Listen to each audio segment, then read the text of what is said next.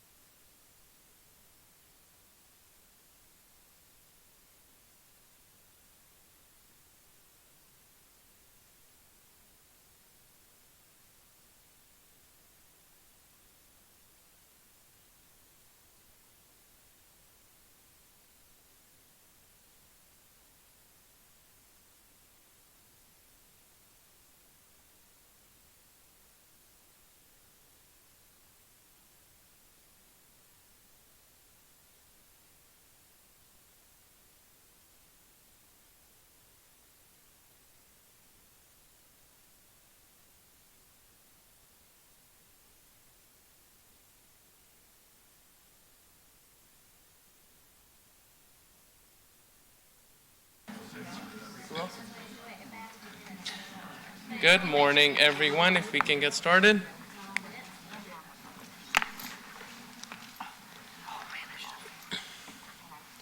As we begin today's meeting, we would like to acknowledge that we're gathering here today on the treaty territory of the Mississaugas of the Credit First Nation, and before them the traditional territory of the Haudenosaunee, Huron, and Wendat. We also acknowledge the many First Nations, Métis, Inuit, and other global Indigenous people that now call Brampton their home. We're honored to live, work, and enjoy this land. Once again, good morning, everyone, and welcome back to work on City Council. And to those of you joining us in the audience, welcome to our meeting of Brampton's Committee of Council. All members are present today. I'm trying to confirm if Councillor Peleschi is online. Through you, Chair, Councillor Peleschi is not online at this moment, but I believe he'll be joining us shortly. Okay. He may have just been disconnected. Yeah, no problem. With that, our next item is approval of the agenda. Does any member wish to add a business item to today's meeting? I see Councillor Santos on the board. Thank you, through you, Mr. Chair. I just wanted to defer 12.3.1, which is a discussion item regarding the residential rental landlord licensing pilot program and an update from staff. My understanding staff is bringing forward an update report on September 18th, and so I'm happy to wait until then. Thank you, Councillor Santos. Don't have any other members on the list. So we have a motion moved by Councillor Santos to approve the agenda. All in favor? Any opposed? Seeing none, thank you, and that motion carries. Do any members have a declaration of pecuniary interest under the Municipal Conflict of Interest Act for any matter to be considered on today's agenda? Seeing none, the clerk will so note for the meeting minutes. Moving on to the consent motion, I will read each agenda item that is subject to the consent motion, and any member may verbally identify the item to be held for debate during this meeting. Any item not held for debate will be considered as part of the consent motion and voted on for approval. Item 7.1, staff update for government relations matters, held by Councillor Santos. Item 9.2.1, staff report on 2024 levy bylaw, annual levy on universities, colleges, correctional institutions, and public hospitals. Held by Councillor Santos. 9.2.2, staff report, response to request for funding support from Arboro Inc. and Duca Impact Lab Social Enterprise Corp. That is in consent. Item 9.2.3, staff report, request to begin procurement for supply of mobile devices and services. In consent. 9.2.4, staff report, agreements executed by administrative authority for April 1st, 2024 to June 30th, 2024. In consent. 9.2.5, staff report, property interest to be expropriated for the Downtown Brampton Flood Protection Project related to 7.1 government relations matter. In consent. Item 10.2.1 will be held with presentation 10.1.1, which is staff report, Etobicoke Creek Watershed Plan Update. Item 10.2.2 will also be held, staff report, Center for Community Energy Transformation, to be held with presentation 10.1.2. 10.2.3, staff report, request to begin procurement, material testing, and geotechnical investigation services on an as and when required basis for a 3-year period plus 2 one-year option years. In consent. Item 10.2.4, staff report, budget amendment and request to begin procurement for demolition of the former OPP administration building, Ward 4. Consent. Item 10.2.5, staff report, request to begin procurement for preventative and demand maintenance services for locksmith door hardware, automatic sliders, and low energy doors at various city locations for a 3-year period, all wards. In consent. Item 10.3.1, minutes of the Brampton School Traffic Safety Council, June 6, 2024. In consent. Item 10.3.2, minutes of the Environment Advisory Committee, August 6th, 2024. Consent. Actually, I'll hold that one. Which one? Item 10.3.2. Item 12.2.1, staff report, updating user fee bylaw routine disclosure with possible delegation 6.1. If there is any public delegation for this matter, I will hold it. Seeing none, none online as well. So this item will be in consent, and item 2.3.1 is deferred by Councillor Santos. Closed session item 15.1, rent review, Ward 3, open meeting exception under Section 239(2)K of the Municipal Act 2001.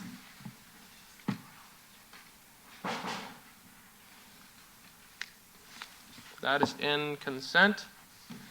Item 15.2, closed session report, Brampton Transit zero emission bus trials update, open meeting exception under Section 239(2)H of the Municipal Act 2001.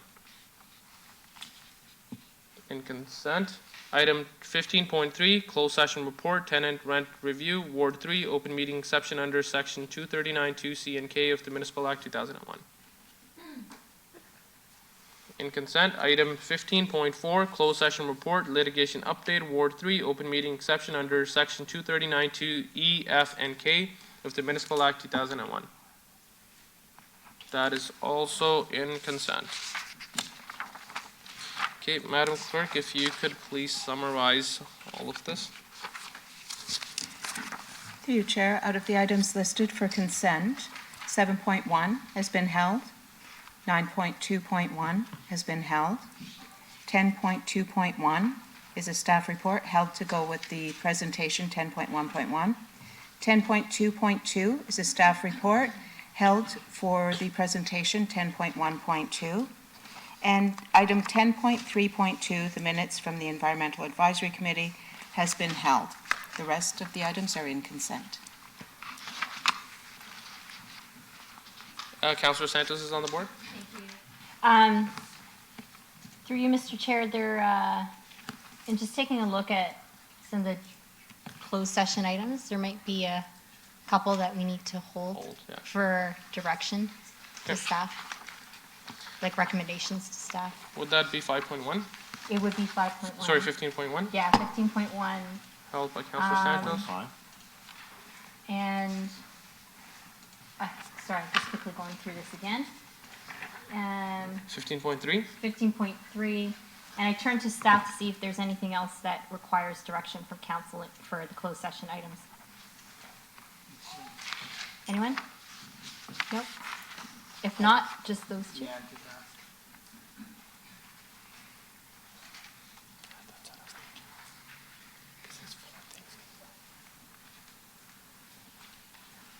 I think it's just 15.1 and 15.3. do you want the litigation update as well, Councillor Santos? I think so, yeah. Okay, so that is 15.4. Yeah. Thank you. Madam Clerk, if you could re-summarize, please. Through you, Chair. The removed from consent motion are closed session items 15.1, rent review, Ward 3, 15.3, closed session report, tenant rent review, Ward 3, and 15.4, closed session litigation update, Ward 3. They've been held. One closed session item will be included on consent, 15.2, Brampton Transit zero emission bus. Thank you. Councillor Santos, you still have the floor. Thank you, that's all, I think. Okay, thank you. I have a motion moved by Councillor Santos to approve the consent motion. Sorry, I didn't see Councillor Vicente is on the board. I may not have heard it. 15.2 and 15.3, they're held. Please call. Okay. Please. Point 2 and point 3. Okay, so all closed session items will be held. Thank you.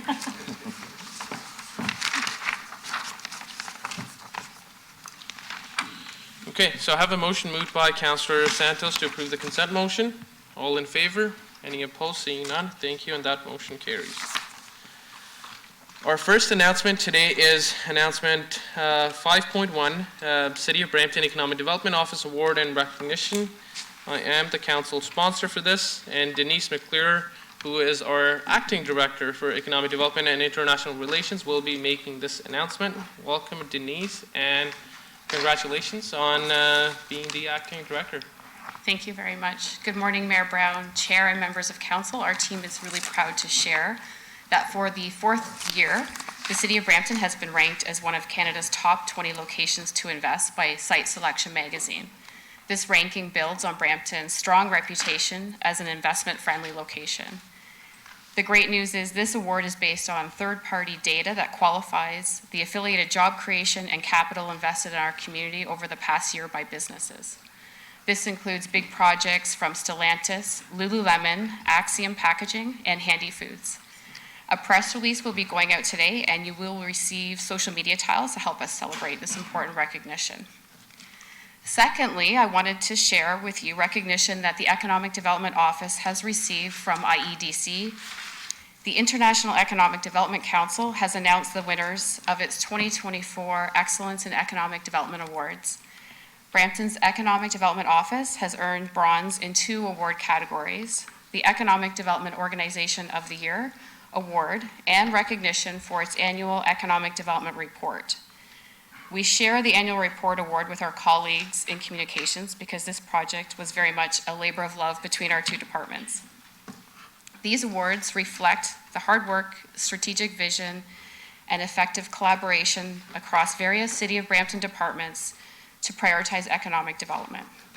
Thank you to the Mayor, to our Chair and Vice Chair of Economic Development, and all council and leadership and colleagues at the city who help us do our important work on our team. Thank you. Thank you, Denise, for that announcement. I couldn't agree more with you. I know all of us on council get calls, have been getting calls over the last 2 years of people that want to invest in Brampton, looking for a site. I know that keeps you busy, that keeps Paul busy all the time as well. We reach out to him and ask him to tour Brampton with potential investors, but that's great to see on paper here, so look forward to that on social media as well. We also have a second announcement that you will be making today. Allison Theodore is going to make this. Okay, Allison will be making this announcement, and this announcement is sponsored by Councillor Santos, the Vice Chair of Economic Development. Thank you, Mr. Chair. Good morning, Mayor Brown and members of council. I am so pleased to be here today to update you on upcoming events that are being hosted by our Economic Development Office. Next slide, please. On September 13th, next slide, please. On September 13th, we host the second annual Thank you. We host the second annual Food and Beverage Processing Summit. This summit brings together government, business, and industry stakeholders to provide input on the challenges and opportunities in the food and beverage sector. We have over 180 registrations to date, and that includes several high-profile local Brampton food and beverage companies, as well as representation from the provincial and federal government and elected officials from key municipalities in the food and beverage processing sector from across Ontario. On September 24th, we host Chapter 50 Golden Jubilee Luncheon with Mayor Brown. This is a special event for the Consular Corps to celebrate our city's 50th anniversary milestone, and the event focus will be the strength of Brampton's diversity. On September 25th, we have partnered with the Canadian Manufacturers and Exporters to host Women in Manufacturing. This will be an inspiring day dedicated to supporting and empowering women leaders and emerging talent in the manufacturing industry. On October 11th, we have partnered with several key stakeholders to host Shaping the Future with Technology. This event will help businesses understand the capabilities of artificial intelligence and other technologies to help make them more productive and prosperous. And the month of October will be a celebration of small businesses, Small Business Month, where we recognize the entrepreneurs and their contributions to Brampton's economy. With nearly 90% of businesses classified as small, the City of Brampton supports these small businesses through the Brampton Entrepreneur Center, or BEC. So for Small Business Month, BEC will be delivering a full month of programming. So as you see, we have a very busy September and October, and we are really looking forward to hosting these events. Thank you, and I would be happy to answer any questions that you might have. Thank you, Allison. I have Councillor Santos on the board.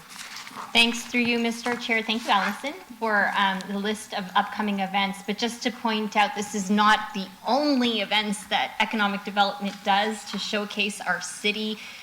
Because of our relationship that we've developed with Ireland in particular. They hosted the Web Summit. We did a gathering here in Brampton just last week, or was it last week or this week? Last week, I was in the Brampton Entrepreneur Center with a co-hosted event with Brampton Board of Trade, J. Paul Massey Singh is here with Minister Valdez of Small Businesses, another incredible event, which, you know, I think folks are modest in economic development when you're showing the events here. There's a lot more that happens.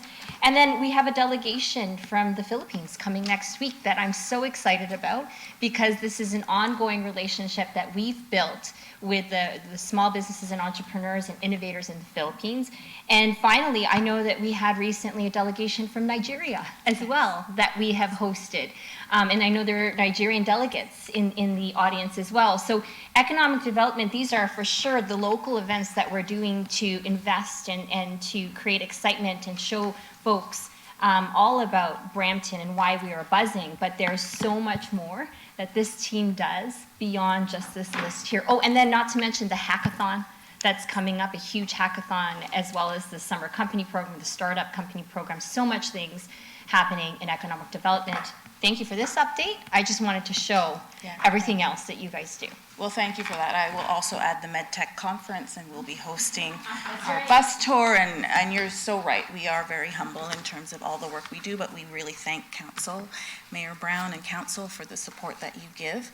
And I just also want to add, in terms of those delegations, those are direct deliverables from our previous missions that we held. So the work is always ongoing.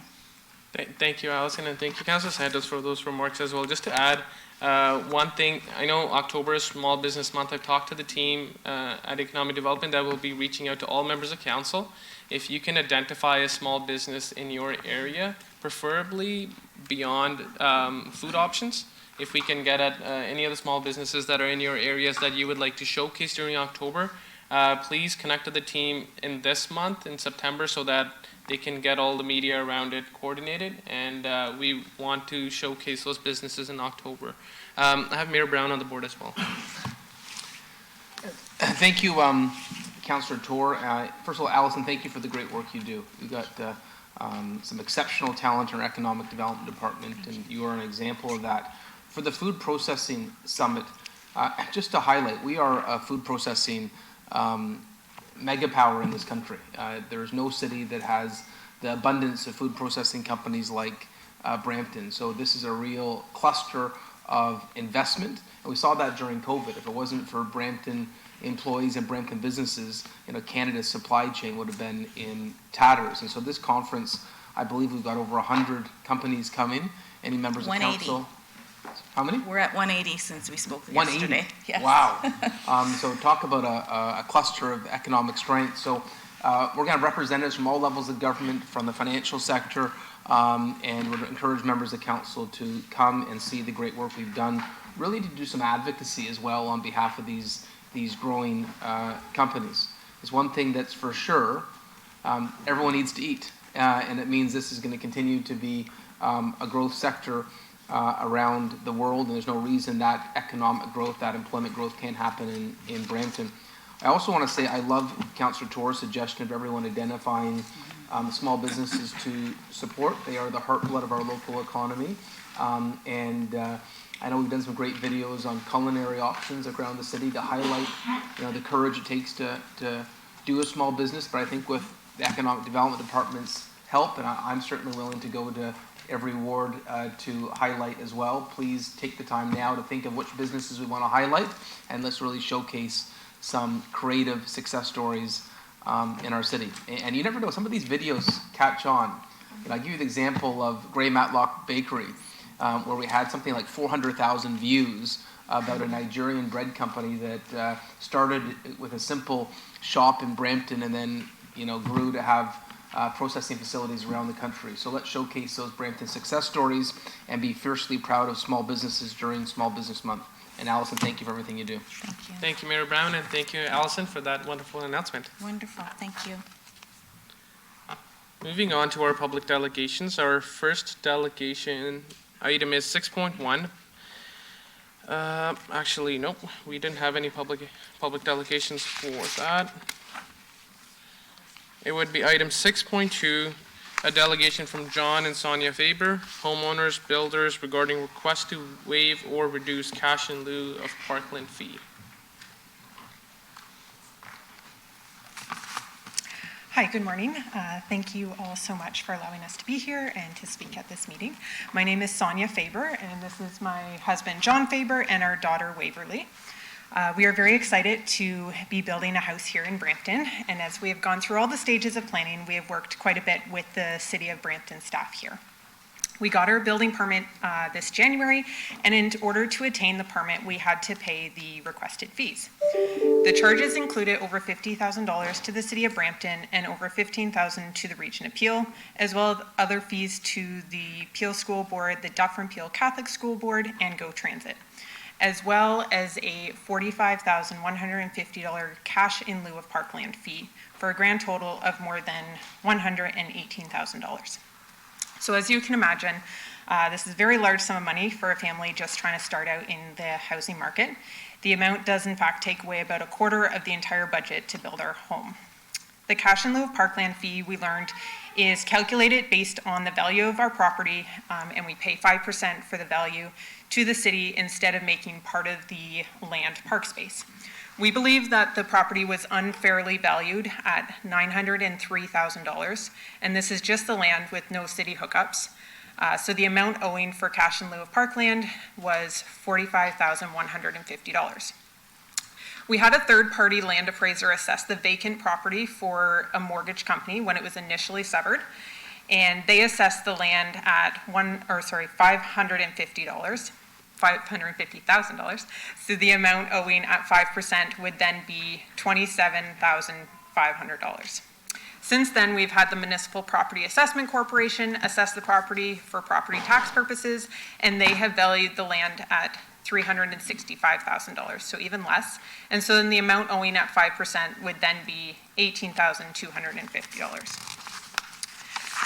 We understand that the development fees cannot be adjusted, and that is fair, as the city needs to charge a fee to add a new property, and so we're not asking to forgo all the development fees. We're just asking that this cash in lieu of parkland fee can either be valued at the amount that the Municipal Property Assessment Corporation has assessed it at, and that we pay $18,250 instead of $45,150, and we be reimbursed the difference, or that the fee be waived altogether. We're just landowners who are building our family a home, not developers building homes in a whole community complex. The cash in lieu of parkland does not seem fair to a family if we are not even giving the option to make some of the land parkland instead of paying the fee. We know that the City of Brampton is working towards its goal of 113,000 new homes by 2031, and we would like to help the city work towards this goal by building our home. We appreciate your consideration on this matter on our behalf. Thank you very much for your time. Thank you, Sonia, for that delegation. If you could just hang on there. I think Councilor Santos is on board. Thanks. Do you, I could speak to it as yeah, well. sure. Sure. Go ahead. Thank you. Thank you, Councilor Santos. Thank you for this delegation. I can understand, at a time like this, it is difficult to build a house or afford one. And whatever we can do to help look at this matter. None of us on council table know the particular details, and we don't get involved in the particulars. But if we can then refer this to, I would say, to planning and our realty services, and that staff will touch base with you. And if you want to speak with your local councilor, I don't know what area you are in. Ward 6. Ward 6, okay. Yeah. So Councilor Broad and Councilor Palashi, they're both here, but they will connect with you as well. Councilor Palashi does have his hand up, so I will defer to him to speak. Thank you, Mr. Chair. I was going to refer to staff as the only thing that we can do, knowing that the item is Ward 6. Thank you, Mr. Chair. Thank you. So, Councilor Palashi, if you would move this motion that you see on screen here.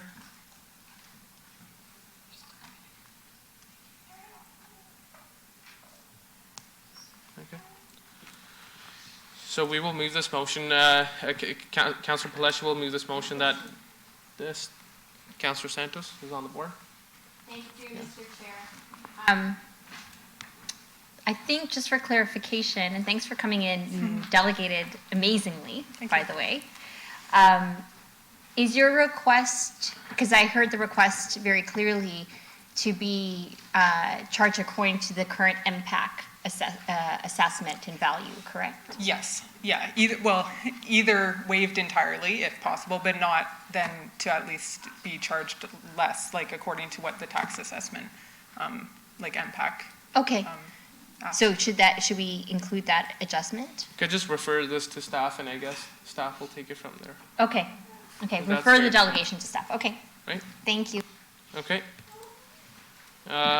So you see the motion that's moved by Councillor Paleshi on the screen, that the delegation from John and Sonia Faber, homeowners builders, to the Committee of Council meeting of September 4, 2024, regarding request to waive or reduce cash in lieu of parkland fee be referred to both planning and realty services staff for consideration. Perfect. All in favor? Any opposed? Seeing none, that motion carries. So thank you, Sonia, for the delegation. Thank Staff you. will get in touch with you about this. Thank you all very much. Thank you. And thank you for bringing that beautiful baby.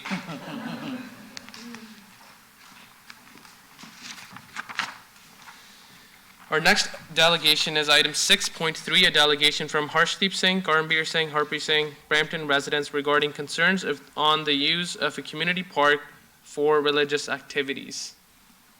Do we have them in person or online? Okay. I'm online. Good morning, everybody. This is Harshdeep here. Sorry, is this Harshdeep? Yes, it's Harshdeep here. Harshdeep, Morning. yeah, go on ahead. You have up to 5 minutes for this delegation. Sure. Thank you, everyone, for helping us, letting us present this out over here. So, as I mentioned, I've raised my concerns here. There's a park which is in our neighborhood, which has been used for religious activities. Maybe I can go to the next slide, show some pictures. Can you go to the next slide, and then I talk about the first slide. Can you please go to the next slide? Hello? Yep, sorry, we're working on it. Thank you. Yeah. So these are some of the pictures which I had taken at the park. So if you must have seen, there was an activity religious activity done on the 13th of July, 2024. Now, there was a large gathering, the video is there in this file, which is a separate file. There was a large gathering which was of more than 50 plus people who had attended this event. Now, our concern is this, what I want to raise here is that it's a public park, and I would prefer it being used as a public park rather than we use it for religious activities. That's my only concern, because none of the neighborhood residents staying around the park were informed about this. In fact, this park had people coming in from different localities, different neighborhoods, and not from the residents of the neighborhood. So this was my main concern, and because of this, the park could not be used the whole day, because obviously the event went on for 4 or 5 hours. After that, there were some cleaning activities. So basically none of the kids or none of the elders could use this park. Even the neighborhood residents could not use this park. So my only request, which I want to highlight here, is I wanted the council members and the committee to help us out that park should be used only for park activities and not for religious activities. I would kindly request if the video can be played, which can give more better insights to what happened in the park.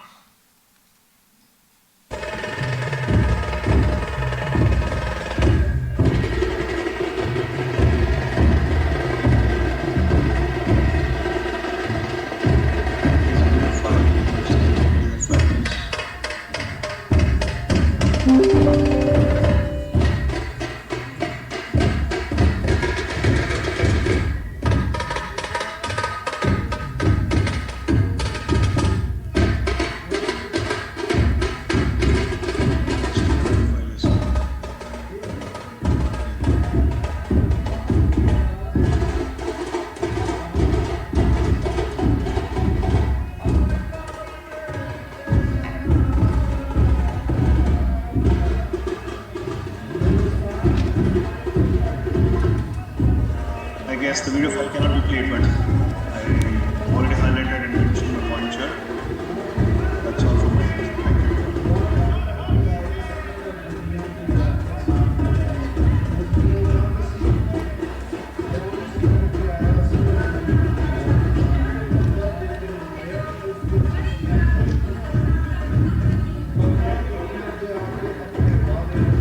Thank you.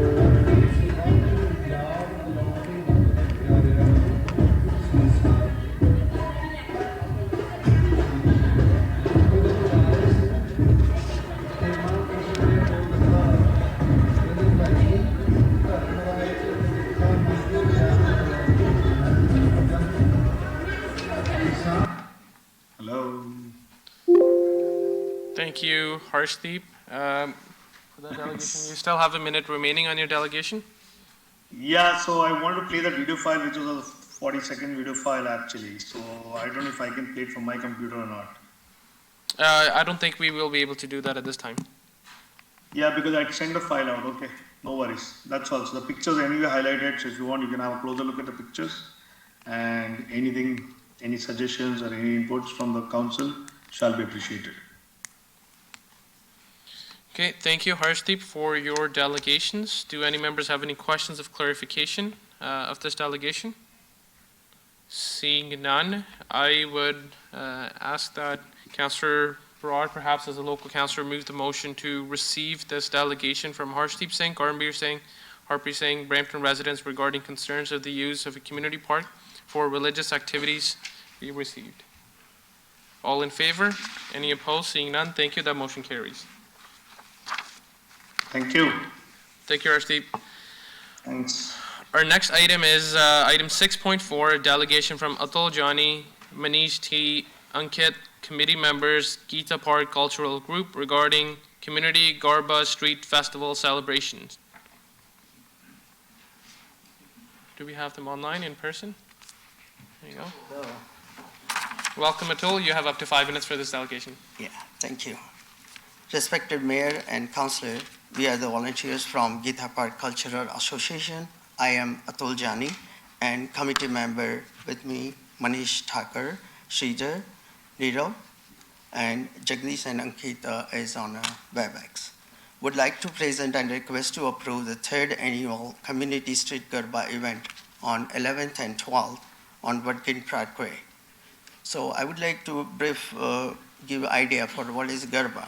Garba is a form of folk dance that originated in the state of Gujarat in India. Traditionally, it is performed during the 9-day Hindu festival of Navratri.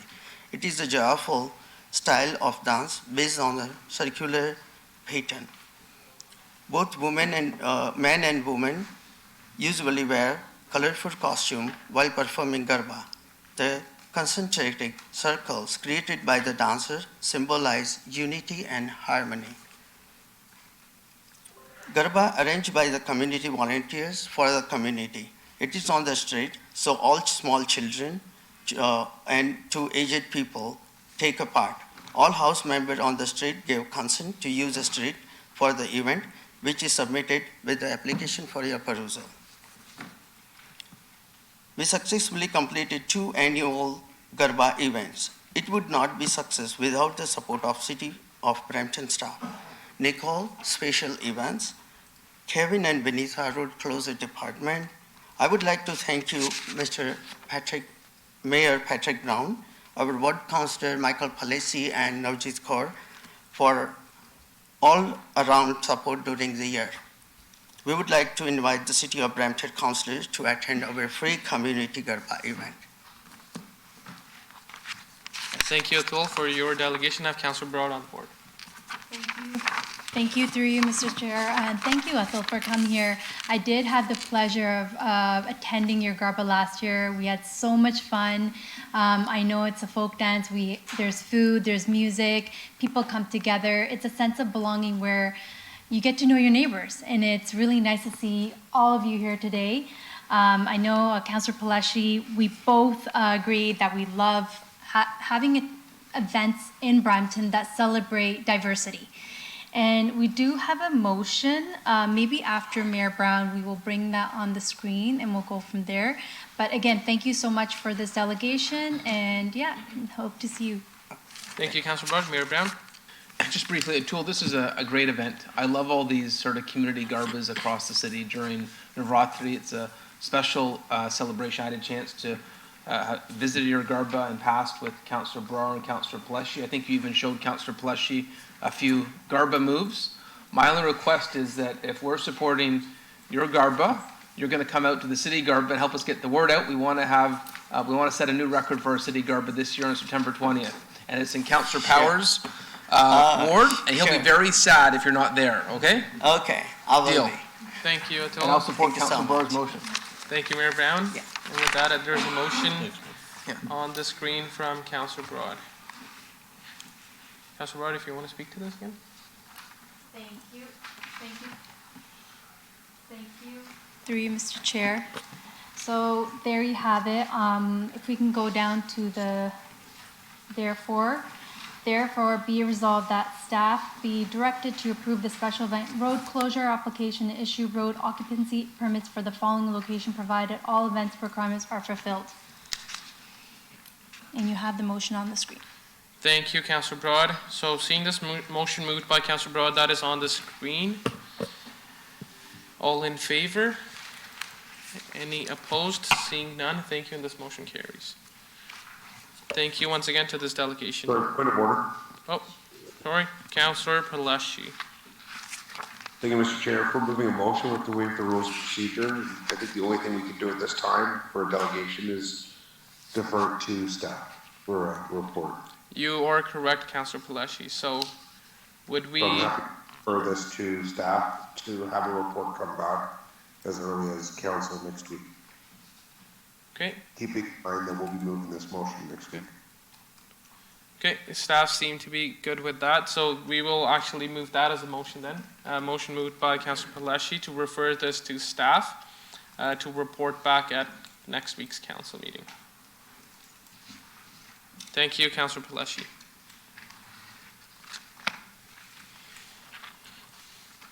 Okay, with that, we have our next item, item 6.5, which is a delegation from Premal Brahmbhatt Community of Sainsbury Crescent regarding road closure request, Ganesh Festival on Sainsbury Crescent, Ward 9.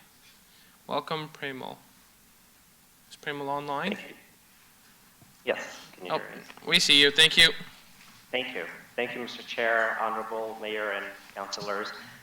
So my name is Premal, and I am the main organizer for the last 5 years for the Sainsbury Karaja Festival of Ganesha, which celebrates the birth of Lord Ganesha and brings together the local community for prayers, dinner, games, and musical nights on the following weekend, typically. This year, this event is happening for 5 days from September 6th to September 11th. And Saturday is the Garba night. As the gentleman before me mentioned, we are also organizing a community Garba. My request today was essentially to request for road closures, just so that we can protect our children and aged residents in the community. We have seen a lot of speeding drivers during the events, and just so that we protect our residents, I would like to request essentially road closure within the hours of 6 to 12 for the 5 days that we have requested this event. We have done this successfully for the past 5 years, and we've had MPs and past councillors also attend our event. I would like to, at the same time, use this opportunity to extend our invitation to the Honorable Mayor and councillors if they are able to join us for this upcoming week. And that is really my request. Thank you very much. Thank you, Premal.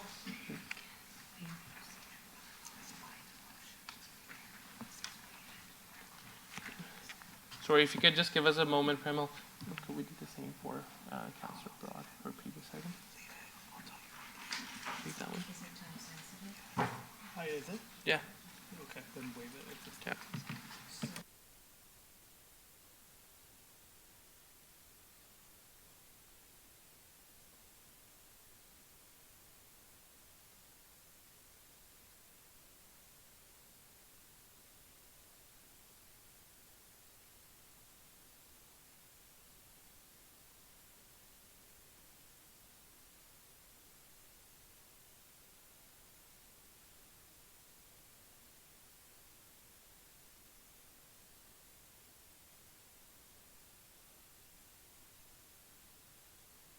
Just two.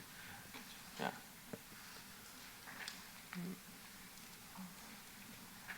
So through you, Chair. Through you, Chair, if it's committee's wish, you may pass a motion to reopen the agenda with a 2/3 vote and go back to the previous item. The second motion for that item would be to add it to the agenda and consider it at this time. Okay. And the Then- same for this one? The same for this one, only Okay. we don't have to reopen the agenda. You Okay. can just consider the motion to address it at this time, waive the procedural Okay. bylaw. Okay. All will require two-thirds vote. Okay, thank you. I'll have Deputy Mayor Singh move that motion Maybe to explain why. reopen the agenda, but Deputy Mayor Singh, the floor is yours. Thank you, and just to explain why the clerk keenly noticed the time that's being requested, we're gonna, yeah, sorry, we should do that first. I apologize. Yep. Okay, I'll put a motion to reopen the agenda to address item 6.4 and reconsider the motion. So would, okay, we would need two-thirds vote for reopening the agenda.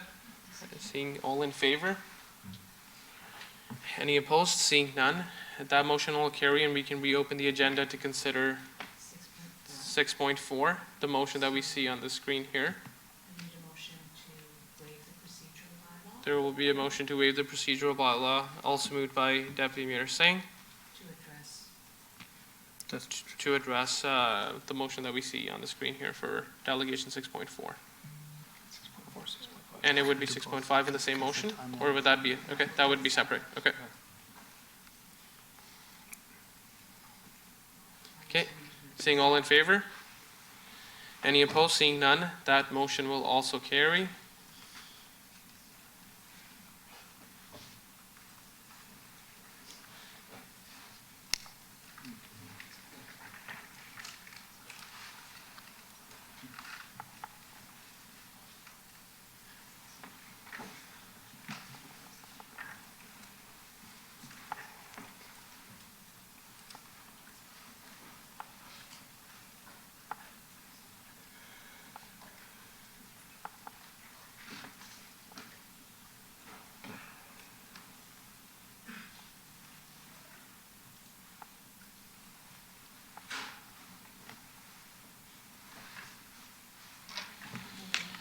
Okay, so we're good with this, so we'll deal with item 6.5 now, and it would be another motion to waive the procedural bylaw. Because of the To- timeline. I agree with I understand the intention before I didn't see the timelines, and thank you to the clerk for noticing the timelines. It wouldn't work, so we'll have to do this. But thank you for coming out, and look forward to supporting the event. And this motion will also be moved by Deputy Mayor Singh. Sure.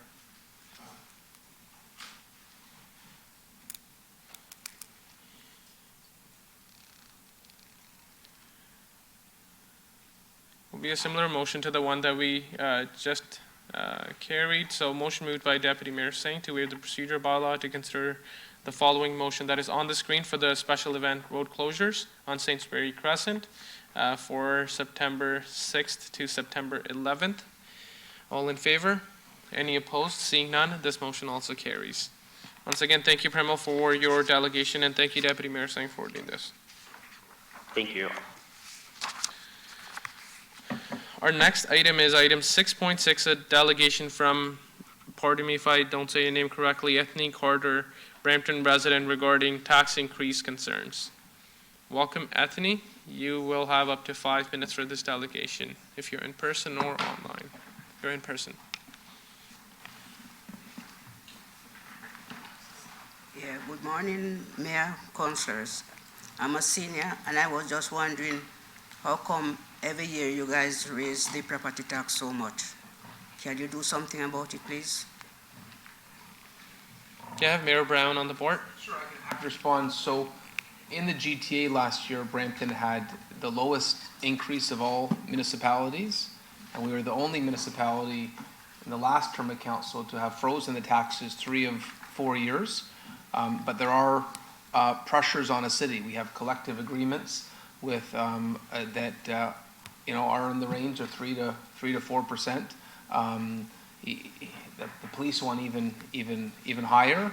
And so those collective agreements that are decided put financial pressure on the city, but we will continue to do whatever we can to have among the lowest rates in the entire GTA, because we know it puts a tremendous burden on families and seniors.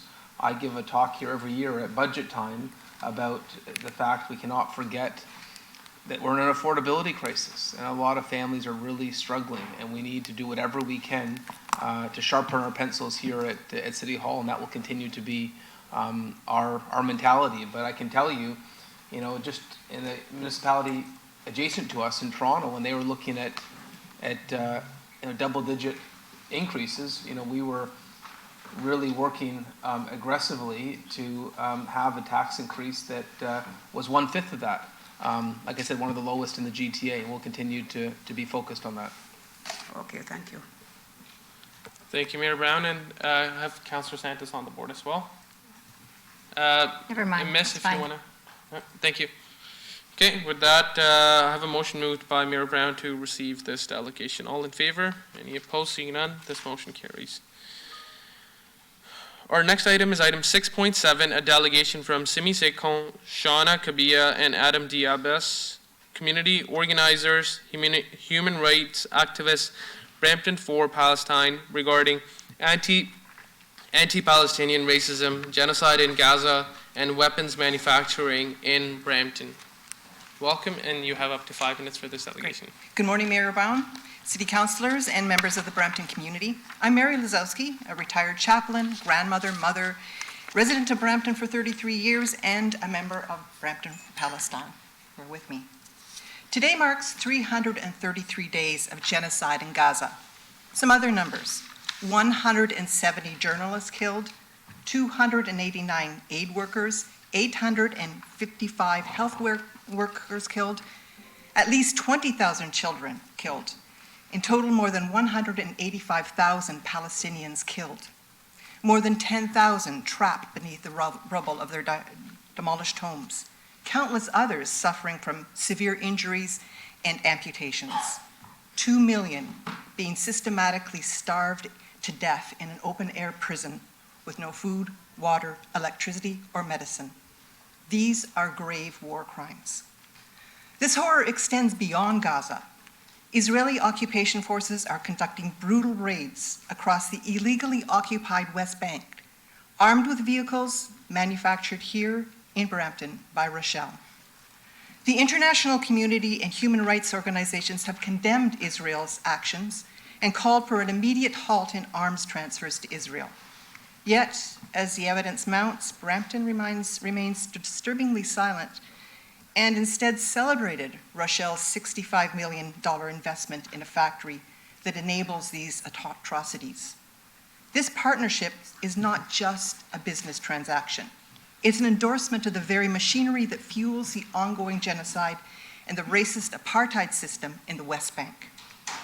Rochelle is owned and operated by a former Israeli military commanders who partner with Israeli aerospace industries, and that is a state-owned weapons giant. Rochelle sought to export 30 armored vehicles to Israel as recently as March of this year. This company has been involved in a multi-million-dollar lawsuit alleging illegal acts and corruption, including a sole-source $92 million contract with the federal government. The International Court of Justice finds that the charge of genocide is plausible. The International Criminal Court seeks arrest warrants for Israeli leaders. We hear damning reports of Israel's conduct by the United Nations and human rights organizations. It is wholly unacceptable for Brampton to support such a company. It's our responsibility to resist the injustices done by our government. Millions like us refuse to be complicit in the oppression of an entire people. Not with our tax dollars will we allow Canada to aid in the genocide of a defenseless population, which has seen the annihilation of entire bloodlines. We've not yet heard from the City of Brampton, the City Councillor, or most of our MPs calling on the Government of Canada to impose a two-way arms embargo on Israel. This inaction contradicts the moral and ethical obligations we claim to hold as a society, and it renders Brampton taxpayers complicit in a genocide. We want absolutely no part in that. When Brampton residents came to you in April calling for an arms embargo, including someone who had countless family members massacred in Gaza, You told them their motion would be deferred and connected them with the senior advisor to combat Islamophobia. Since then, we've heard nothing but silence. Empty promises mean nothing when innocent people are being murdered in the hundreds of thousands. The actions of the City of Brampton should reflect our shared values of justice, human dignity, and respect for international law. The City's Council and inaction is disturbing, and the time for action is overdue. We demand that Canada immediately end all weapons exports to Israel. We call on the City of Brampton to raise their voices for a robust weapons embargo. We demand that the City of Brampton exert pressure on Rochelle to end their partnerships with Israeli weapon manufacturers, revoke existing permits, and halt the approval of future arm export permits to Israel. Thank you very much for your time. Thank you for this delegation. Sorry. We also submitted like a digital copy of these flyers, but we wanted to know if we could just hand the physical copies out Sure. to you now. If you can hand it to Madam Clerk, and they will pass that forward. Thank you. Thank you for coming forward once again to delegate on this matter. I know you've spoken here before. I know Mayor Brown's on the board, but just before that, I just want to highlight what's happening in Gaza. I've never seen that before. None of us have ever seen this before, and shouldn't be happening in no way. We're proud as a council to be the first in Ontario, second across the country that passed a motion asking for a ceasefire. At a time when many didn't even want to talk about this. And you know, we were proud to do that because we know that people look at Brampton, and if we were the first ones to do it, hopefully other cities will follow suit, and which they did. Last time you presented to council, I think we spoke a little bit about this, and we referred this to our staff. I think we'll follow up on that as well.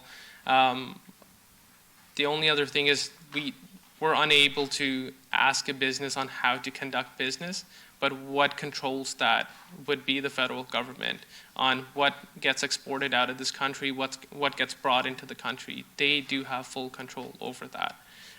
We don't as a city council, but whatever we can do to show our solidarity for this, we're willing to always do that. We're willing to always be outspoken, whether it was the attempt to ban the keffiyeh from public spaces, from any assemblies at City of Brampton. Everybody is welcome on that. But with that, I will ask Mayor Brown to speak further on this. Thank you. Well, thank you, Councillor Tour, and thank you for your eloquence in response. Brampton has not been quiet in speaking up. As Councillor Tour mentioned, at a time when no city was passing motions, we did unequivocally demanding a ceasefire. When other legislative bodies were banning the keffiyeh, we said wear the keffiyeh with pride in our city. And if you'll note it, a number of our city celebrations, we've actually had cultural dances wearing the keffiyeh at our city. We've had council members wear it at city events. I would say in terms of the killing of journalists, I think I was the only mayor in the country to put out a statement condemning that and asking it to be investigated. When the journalist Shireen Abu Akia, who was wearing a press vest and a helmet, was killed, and we'll continue not to hesitate to raise our concerns about what is happening. In terms of Rochelle, I actually, when we did ECDEV did a plant tour, I asked that question. It obviously would not want us to be complicit in exporting arms. At that facility, they said they are not exporting any armored vehicles to Israel. I asked where the export of armored vehicles are going, and they said to Brinks, to NASA, to the Canadian Nuclear Agency, and primarily to Ukraine. They have 300 Ukrainian refugees who are working in the plant producing armored vehicles for the export to Ukraine. But I had the same concern as why I asked that question. Is maybe when we refer this delegation, it can be sent not only to, and I'm surprised Moosin didn't follow up because he's been such a passionate advocate against anti-Palestine racism and also discrimination. But he is working very closely with the community. So I was surprised to hear that he hasn't followed up. We'll circle back to make sure that happens. But I think we can send this to our Economic Development Department as well, just to verify what we were assured 6 months ago is still the case. Okay, thank you, Mayor Brown. With that, I will have a motion moved by Mayor Brown to receive this delegation. Thank you once again for coming out and speaking about this. Oh, sorry, my apologies. This is a motion to refer this delegation to economic development. And the anti-Islamophobia advocate, both. Perfect. And equity office. In the equity office. Yeah. Thank you. And with that, I have that motion on the floor. All in favor? Any opposed? Seeing none, that motion carries. Thank you once again for coming and delegating on this matter. Our next item is item 6.8, a delegation from Usha Srinivasan, Founding Director, Be Ready Talent Platform, regarding an update on the Be Ready Talent Platform. Welcome, Usha. You have up to 5 minutes. Yes. Good morning, Mayor Brown and council members. Thank you for the opportunity to give an update on the Be Ready Talent Platform. You've seen me here typically as the founding director of Brampton Venture Zone, but I have been running this other program on the side. Hopefully this is a positive news that you will hear. I'd like to request that you forward to slide number 6, because I'm not going to have time to talk to every slide, but I'd like to point attention to number 6. This program, Be Ready Talent, was launched in July of last year. It's funded by the Skills Development Fund grant from the Ontario government, plus the Toronto Pearson's Uplift grant. This enabled us to launch this program last year. It was led by Brampton Board of Trade and executed by TMU and the Be Ready Talent group. So I wanted to just give you an update on this initiative. The problem we are trying to solve is this. I'm an immigrant to this country. I came here in 1997. I've had an amazing career for the past 25 years. But every single day, I meet other professionals who are in business and tech backgrounds who are struggling to find meaningful employment. What the problem I've uncovered is that they typically apply for jobs that are well known in large tech companies, in big banks, in telecom companies, but forget the 80% of SMEs that are and startups that are here looking for opportunities. So we've tried to solve that problem by changing the perception of this talent on understanding the industries that are dominant here in Brampton, but also in Ontario as a whole, and educating them on the types of companies that are recruiting for those roles. At the center of all of that is a very powerful AI-powered tool built by our own company here in Brampton called 316.ai from Beehive. I have Jebby and Blitzen here, who are the tech companies from the community. And the platform works very seamlessly. I have to point out that the platform is not a job board. We've had many job boards that are being built and are not successful. This is actually a talent bank. Talent can create a profile, and the employers are able to come in and do a search through this AI-powered tool and find the best match. We're looking forward to progressing this further, but we really need your support. Slide number 6 shows us the traction we've had to date. We have almost 900 talent on the platform and 108 employers. We've only had about 35 matches so far. We really need to work harder to make that matches happen. And here I am here today to request for council and mayor's support in promoting it in all of your wards to the talent and the employers in your ward, plus also talk about it in social, in speeches, in LinkedIn, etc., to promote it among our community. So that's basically what I'm here to do. Thank you, and I'm happy to answer any questions. Thank you for your delegation. We have Councillor Power. Thanks, Usha, for coming in. Can you explain the difference between your AI platform and an ATS? Because I think that's where the challenge is for anybody that's looking for a job is going into an ATS and they're not really being screened correctly. Absolutely. I think maybe I can ask even Jebby to answer that question a little bit more, but come on in. Come on up. He's the tech person. He should answer this question. Explain the difference. So when a talent uploads his profile, whether it is video or a sales pitch, so we understand the entire resume line by line. So to answer your question, so we are not relying on keywords. We are relying on the entire context of the resume. Yeah, typical ATS is looking at only keywords and skills, but in this case, it's looking at the entire resume so it can see relationships. For example, if someone is looking for coding in project management and Python versus coding in Python. It can differentiate that, so the accuracy of the match is higher. That's best to describe it. Why is it on louder when I speak versus you did? Just have a big voice. Julie doesn't talk loud. Councillor Santos. Thank you, through you, Acting Chair. Thanks for coming in to share this. I remember Economic Development giving myself and Councillor Toure a heads up back in April of 2023 that this was happening, and you describing the platform. So happy to see some of its success now. Quick question to you, and quite honestly, this tool, we have a food summit coming up, and the last food summit last year, one of the biggest concerns they had was access to talent. They just could not access talent, and when they had the talent, some of them couldn't retain the talent because of immigration reasons, et cetera. But access to talent was one of the big issues they brought up. So this is fantastic to support that. I would love to help to promote this on my LinkedIn and social media. Yes.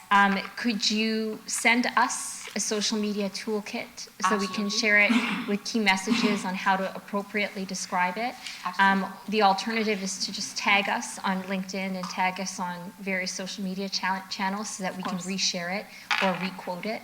And I'm happy to spread that out far and Amazing. wide. Thank you so much, Councillor Santos, and I will be tagging all of you. Hopefully you can do that as well for us. And we look forward to working with Jay Paul and the Brampton Board of Trade team. The next challenge we're going to be focused on is mid-level talent in advanced manufacturing, which is actually, again, a big gap in the system. And in industry. Absolutely. Thank you. Thank you so much for your delegation. We have a motion moved by Councillor Power to receive the delegation. All those in favor? The motion carries.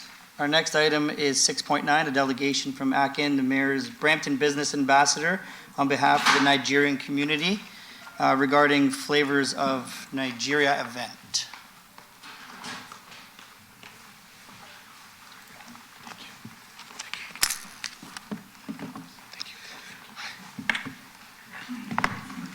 Thank you so much. Am I on? Okay.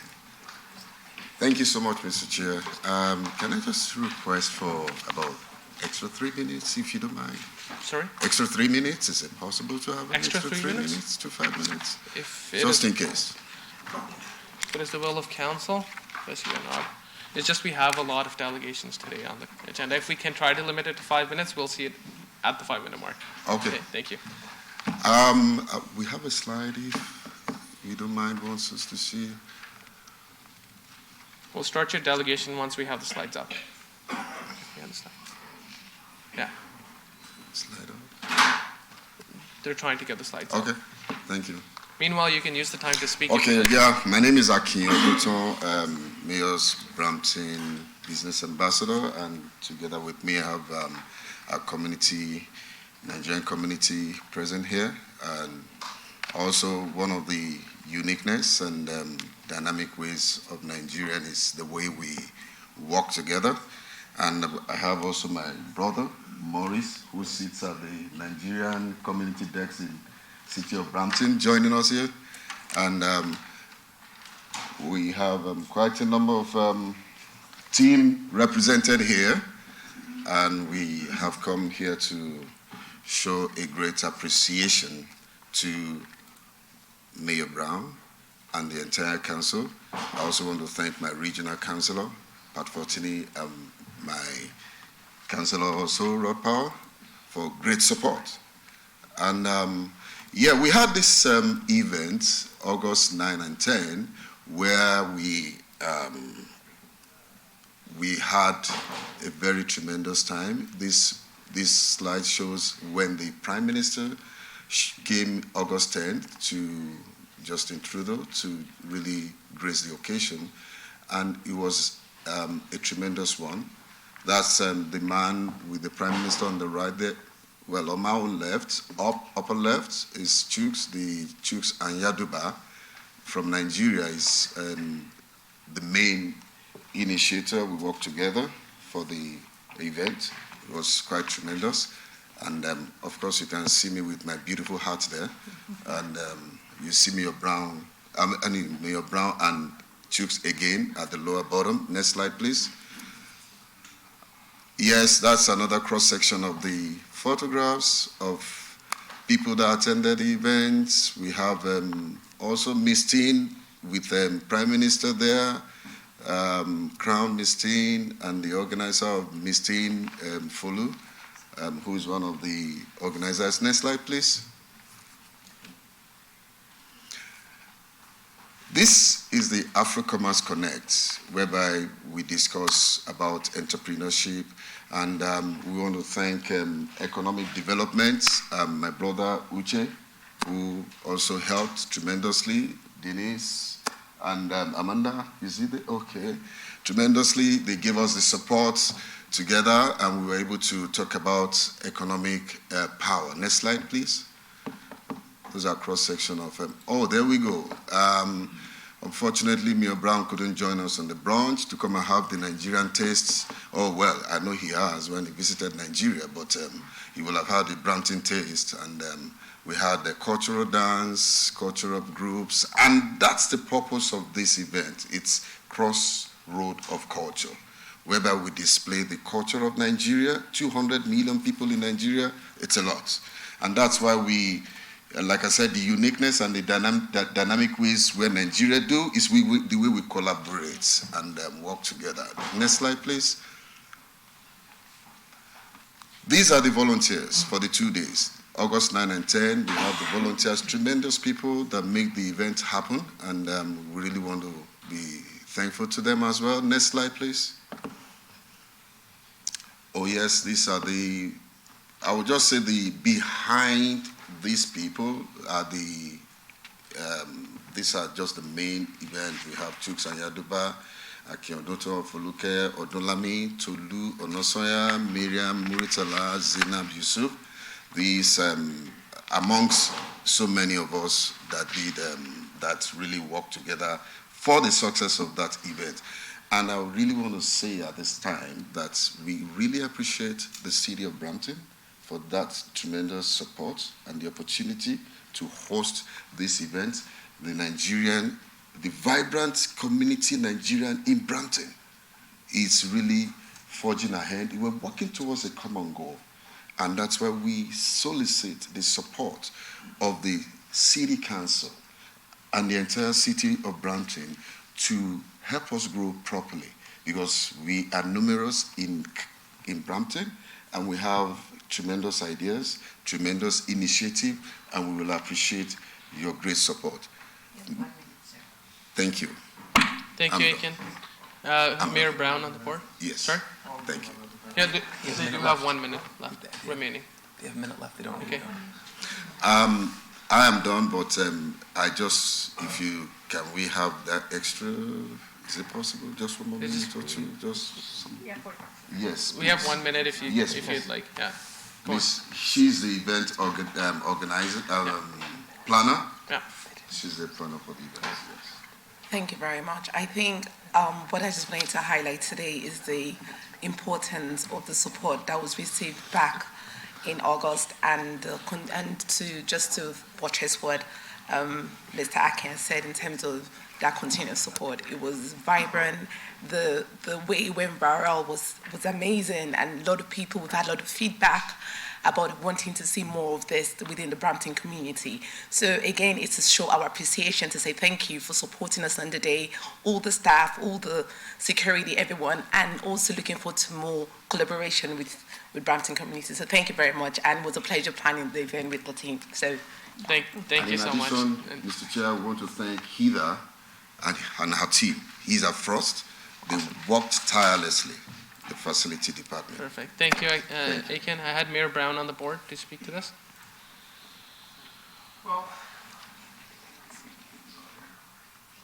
Well, Aiken, thank you for putting this on. I had a chance to attend. It was a great event. Love the dynamism, the energy, the enthusiasm of our Nigerian events. And there's something special in Brampton and the GTA with the Nigerian community. I think it's quietly become one of the fastest growing communities. And wherever the community goes, it's a gift to that community. Just earlier today, when we were talking about Small Business Month, I was talking about the success of Wally at Grey Matlock Bakery, but there are, whether we're talking about that Nollywood film that was produced in Brampton, there are so many examples of the extraordinary talent of the community, and to have this celebration in Brampton during the summer, I hope it becomes an annual event, and I know you, Akin, were determined, relentless to make sure it happened. Yes, sir. I know my office got a lot of calls about things to work on. I think Gary Collins was helping you through that process, but I am very proud of the relationship we have with the city, and a shout out to Morris and Uche, because I know this is very personal for them, and they're excited to see the community flourish in our city. I brought a certificate of recognition, and if there are no other speakers, I wanted to present this to you. Okay. This was not my idea, this is actually Akin's idea. But I brought the certificate to present, and I'm going to ask Morris and Uchi to join us because I know this event is one that they cared about themselves. And, That's right. I've had the chance to go to Nigeria twice, can't wait to go back one day again. You can't go to Nigeria and not fall in love with it. My only complaint about today, is that you came here without Zobo juice. Because last time we had Zobo juice. We actually brought cake. And Councillor Nigerian baked cake. Santos just told me, she came up to me before the delegation, said, do you think they're going to bring Zobo juice again? I said, I don't know, but I'm sure we can let them know where you can buy the best Zobo juice in the city. We'll bring it to the council one of these days. Thank you. And Coxie Nigerian community. I also want to highlight that Mayor Brown also has a side hustle. He's featured in a Nigerian film that I'm excited to see on the silver screen. So he has his acting gig going on. I wish him all the best for that. And with that, I have a motion moved by Mayor Brown to receive this delegation, and we can do the photo as well. Thank you.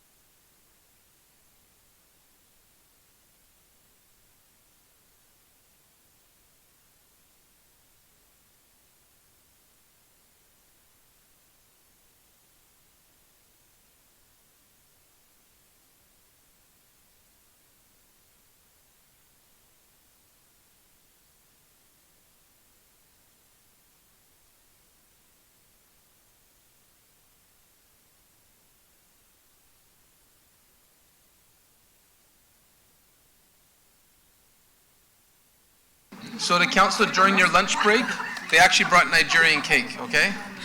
So Councillor Santos gets her wish. Councillor Santos, they did bring Nigerian cake for you to have at lunch. Thank you.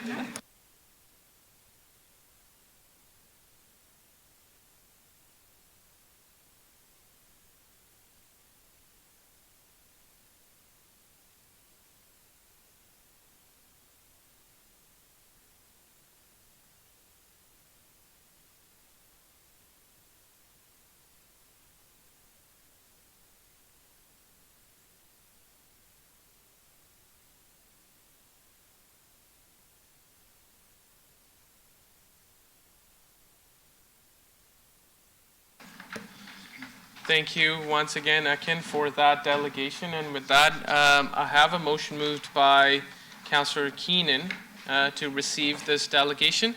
All in favor? Any opposed? Seeing none, that motion carries. Thank you. Our next item is item 6.10, a delegation from Sylvia Roberts, Brampton resident, regarding timing of contracts for construction work. Welcome, Sylvia. We'll let everybody get settled down before you start your delegation.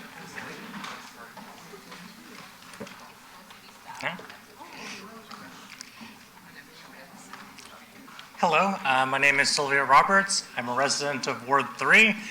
So I want to talk about a little bit about the two seasons in Canada, winter and construction.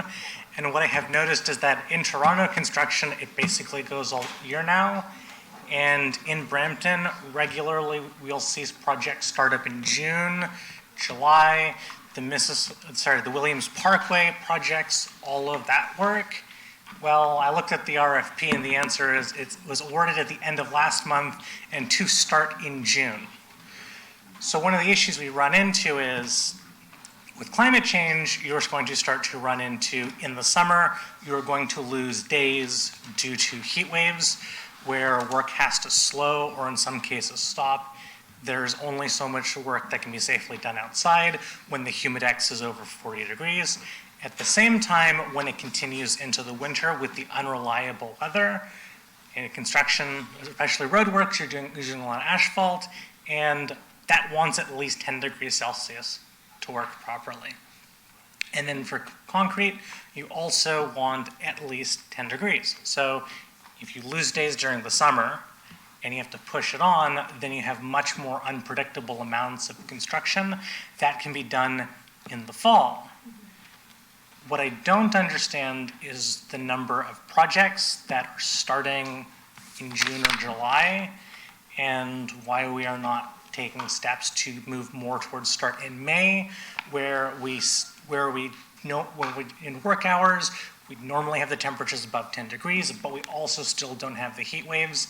And so in terms of productivity time, May is going to become increasingly important. I am sure staff have good reasons for why the projects are starting that late. And the question is, are there steps that the city can take so we can start having more projects start earlier in the year so we can get them done faster? I live in Peel Village. The bridge for Bartley Bull was pushed back because, we're going to push it back to the next year to try to make sure that the construction can finish in one season, and then it still took 18 months, and people were very unhappy, as the councillors for Ward 3 and 4 are probably aware. So with the change in how the budgets are done, for example, potentially it might be easier for staff if in the fall, when the next budget is to be approved by the same council, an item of projects can be brought forward and approved in principle. So staff knows that the money and the support for the projects is there, and that can make sure they don't have to wait until the budget has actually been signed to start pushing out all of those RFPs. I just wanted to bring this to council's attention, and hopefully something can be done, because there is a huge amount of infrastructure works in the city of Brampton, and if we are losing April and May and sometimes parts of June for when the construction is starting up, that can lead to a lot more frustration because people are angry. Why is the construction still going in January, February, and March? Because they see the construction sites and there's not much happening, because the concrete cannot cure properly because it's too cold, or they're renting very expensive heaters, and all sorts of issues from construction in general in the winter. Thank you. That's my delegation. Thank you, Sylvia. I see Councillor Santos is on the board to speak. Thanks through you, Mr. Chair. Just speaking with my colleague, Councillor Keenan, because as you were speaking, you brought up a really good point about some of the delays because of climate change, weather, and rain. That's somewhat more and more unpredictable these days, and its impact on our contracts and construction. So just a quick question to staff, because it's a really good point. How do we actually mitigate some of the latest concerns with changing weather and forecasts related to construction in the city? Like, are we putting in extra time, or are some of the delays in our projects and construction due to some of these unpredictable forecasts and rain and hot weather where construction workers cannot actually work on those days? Through the chair to Councillor Santos, I think our team is certainly committed to putting out tenders as soon as possible in order that we can do construction during the ideal season. This is, a focus for us, and it will be going forward. At times, there are certain delays that are outside the city's control, but we'll certainly look at doing that. We're looking at various delivery models. In terms of climate change and changing weather patterns, there are times if you have a month with a lot of rain, you're not going to get a lot of paving done. It's going to impact certain things. And then we work with the contractors on revising the rest of the schedule and trying to catch up. And at times, if you've got to go into the winter, we make provisions for winter concrete work, et cetera. So we do everything that we can. We'll continue to really put an emphasis on planning, getting our tenders out earlier in the season so that we can maximize the use of the construction season. Awesome. Thank you very much. And thanks, Sylvia. Thank you, Councillor Santos. And with that, I have a motion moved by Councillor Santos to receive this delegation. All in favor? Any opposed? Seeing none. Thank you. And that motion carries. And thank you once again, Sylvia, for your delegation. There's no more for me. Item 6.11, also a delegation from Sylvia Roberts, a Brampton resident, regarding the overcrowding on Brampton transit buses. Sylvia, once again, you have 5 minutes. Hello, my name is Sylvia Roberts. I'm a resident of Ward 3. Last term of council, I was on the Transit Advisory Committee. This year, I'm happy to see what I believe is the largest service hour increase that Brampton Transit has ever put in. And they've put in impressive work in the speed of ramping up on training staff, and that is very impressive. And there have been so many areas where it has improved in the fall boarding. So many routes are seeing significant ones, so basically the entire city is getting a significant amount of benefit. Sometimes it's the buses are running twice as often, and so if you're going from 60 minutes to 30-minute frequency, that makes a big difference on people's lives. The issue we are running into is because in 2016 through 2018, there was a massive increase of ridership, and we didn't get those service hours in to compensate for that almost 50% increase in ridership over 3 years. And then after the pandemic, we have also had a gigantic spike in ridership. Even with the largest service hour increase ever, there are still many bus routes in Brampton that are very overcrowded. I've seen full buses pass people at basically after 11 p.m. because there is just that much demand. We still have routes that have not been able to fully restore service, and it's not that Brampton Transit doesn't want to, or that they don't have the ridership. It is, there are so many routes that are so severely overcrowded that they want to do this, but there aren't service hours available to do that. Later on, we also have plans to introduce night service. For those of you who were on, not the previous term of council, but 2 terms ago. Actually, no, it would have been last term of council. It was in February 2020. Pearson Airport came to council, and they brought up the issue that they actually had, because there's the big pulse of flights that go out at 6 o'clock, there's a lot of people that start at the airport at 3 o'clock in the morning. Well, for December, Pearson Airport was already up to 93% of pre-pandemic levels. So that need for workers to be able to get there very early, that need is back again. And at 3 o'clock, Brampton Transit is, how many buses are we running? Is there any routes that are running at 3 o'clock in the morning? And so in order to be able to get to work, and we have very large ridership even into the evening. As I mentioned, even at midnight, we're still seeing full buses. One person on Twitter posted a picture of a just completely packed bus at around 11:45 p.m. on a Saturday. Brampton Transit is busy at all hours. And so to be able to deliver that, to make sure that we have the resources to be able to deliver the night service, because we don't want to have full buses during the day also, and we're trying to cover that. We're going to need a similar size service hour increase in the coming budget, or even larger, because the need is just there.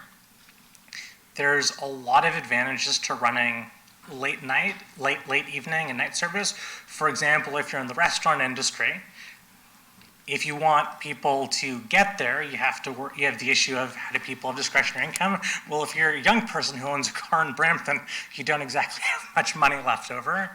And so transit is a way for people to be able to get to those venues. and still have discretionary income to spend on stuff.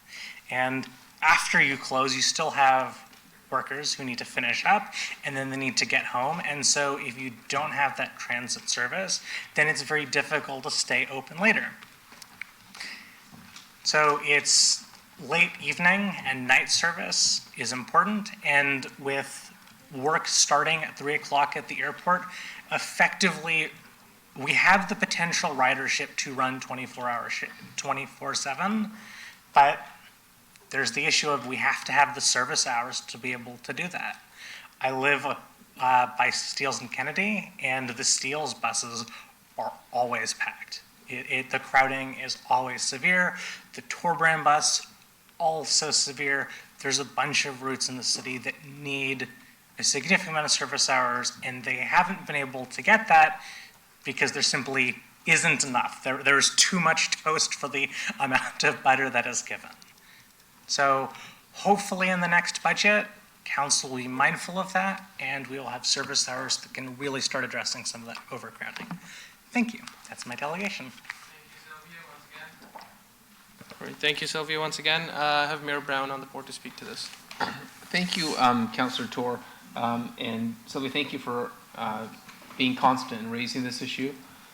During last year's budget cycle, I actually asked Heidi and the transit union president to join me, and I said, take me on the busiest route so we can talk to riders. We did.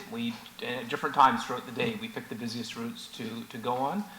People were surprised to be getting asked questions about where there are missing links in service. The good news for Brampton is we have the fastest growing transit ridership on a per capita basis in the country. So Bramptonians like to use transit. It's why in last year's budget we had the largest expansion in service hours that we've ever seen. And I'm not, it's not lost on me that those investments are going to continue to be needed. So thank you for coming here today with that reminder. I know Heidi was nodding and smiling as you spoke because you are making the same advocacy points that she has made and before her, Alex.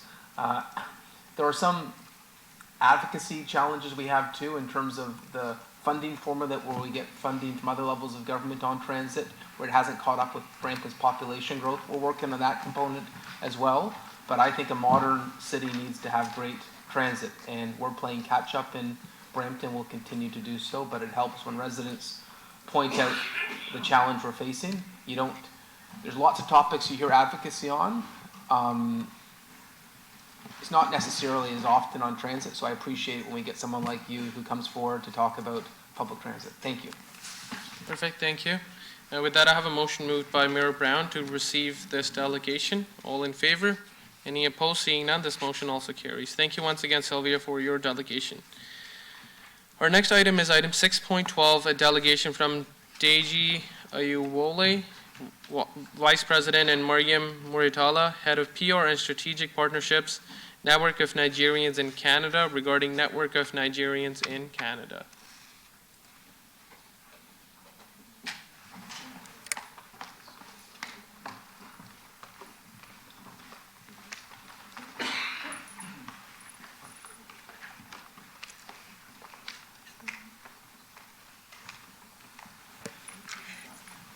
Good.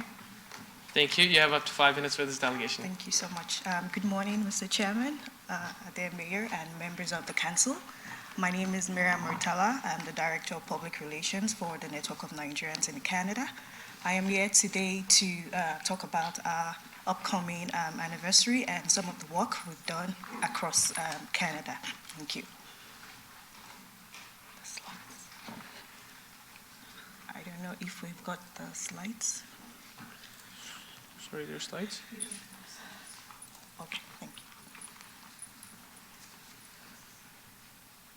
So on Wednesday, June 12, 2019, NNC, then known as Nigerians in the GTA, led by its convener, Uche Okugo, stood here to speak as part of receiving a proclamation of June 12 as Nigeria Democracy Day in Brampton. This was the first of its kind, and this was done right here in the City Council chambers. On July 2019, NNC was inaugurated also here in the city of Brampton. It's a non-for-profit organization that seeks to champion diversity and create impactful programs to help Nigerians across Canada. On September 15th, we'll be celebrating our 50th anniversary with the theme, The Story of the Glory. For the past 5 years, we've been able to embrace a lot of newcomers coming from Nigeria into Canada, creating programs, helping newcomers, helping them settle through career development programs, and also creating events that makes them feel at home right here in Canada. I'd like to especially thank the City of Brampton for their support, because when we raised our first flag for the first time ever in 2019, the mayor and members of the City Council came on board to fully support and gave us a space to express ourselves. Brampton has become home to so many of us for the past 5 years. We've also integrated ourselves here and also participated in various programs organized by the city. Thank you very much. Thank you once again for this delegation. No members, no questions on the board, so have a motion moved by, I have Mayor Brown on the board to speak to this. And just to say, I'm happy to move the motion, and it feels like Nigeria Day in Brampton with the 2 delegations. And I know we got the big event coming up in October, but continue to do the great work you're doing, creating a platform for the community to gather in our city. And Miriam and everyone, thank you. Thank you so much. Thank you. Thank you. And with that, I have a motion moved by Mayor Brown to receive this delegation. All in favor? Any opposed? Seeing none, thank you, and this motion carries. With that, we will move on to our Mr. Brown? The Zobo juice has arrived.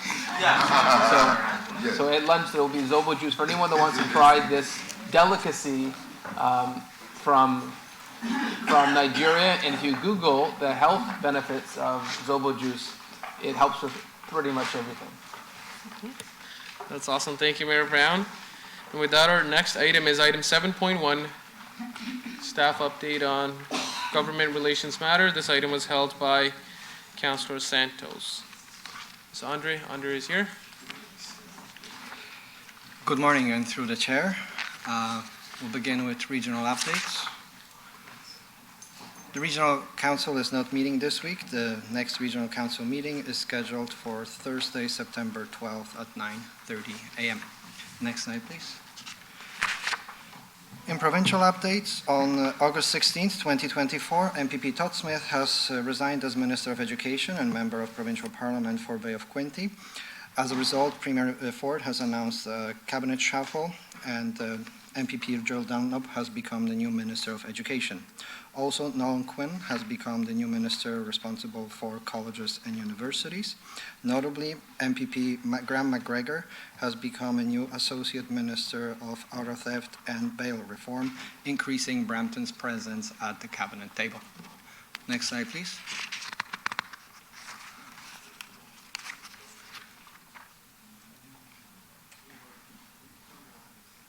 Can move to the next slide. Just yesterday, Premier Ford was in Brampton to announce $29.7 million in provincial funding through the Housing Enabling Water Systems Fund. Funding will enhance stormwater management in downtown Brampton and improve the flow of stormwater runoff and floods. As part of the city's Riverwalk project, funding will help to unlock more housing opportunities and support economic growth. It's estimated that this funding will help to unlock approximately 12,900 new homes in the city of Brampton. This funding is a result of a long-standing ongoing advocacy by the city to ensure that the province is also supporting the project, having already secured provincial funding as well. I also wanted to recognize a contribution by Casey Hanovan and Michael Harrell, who were instrumental in securing this funding application. Next slide, please.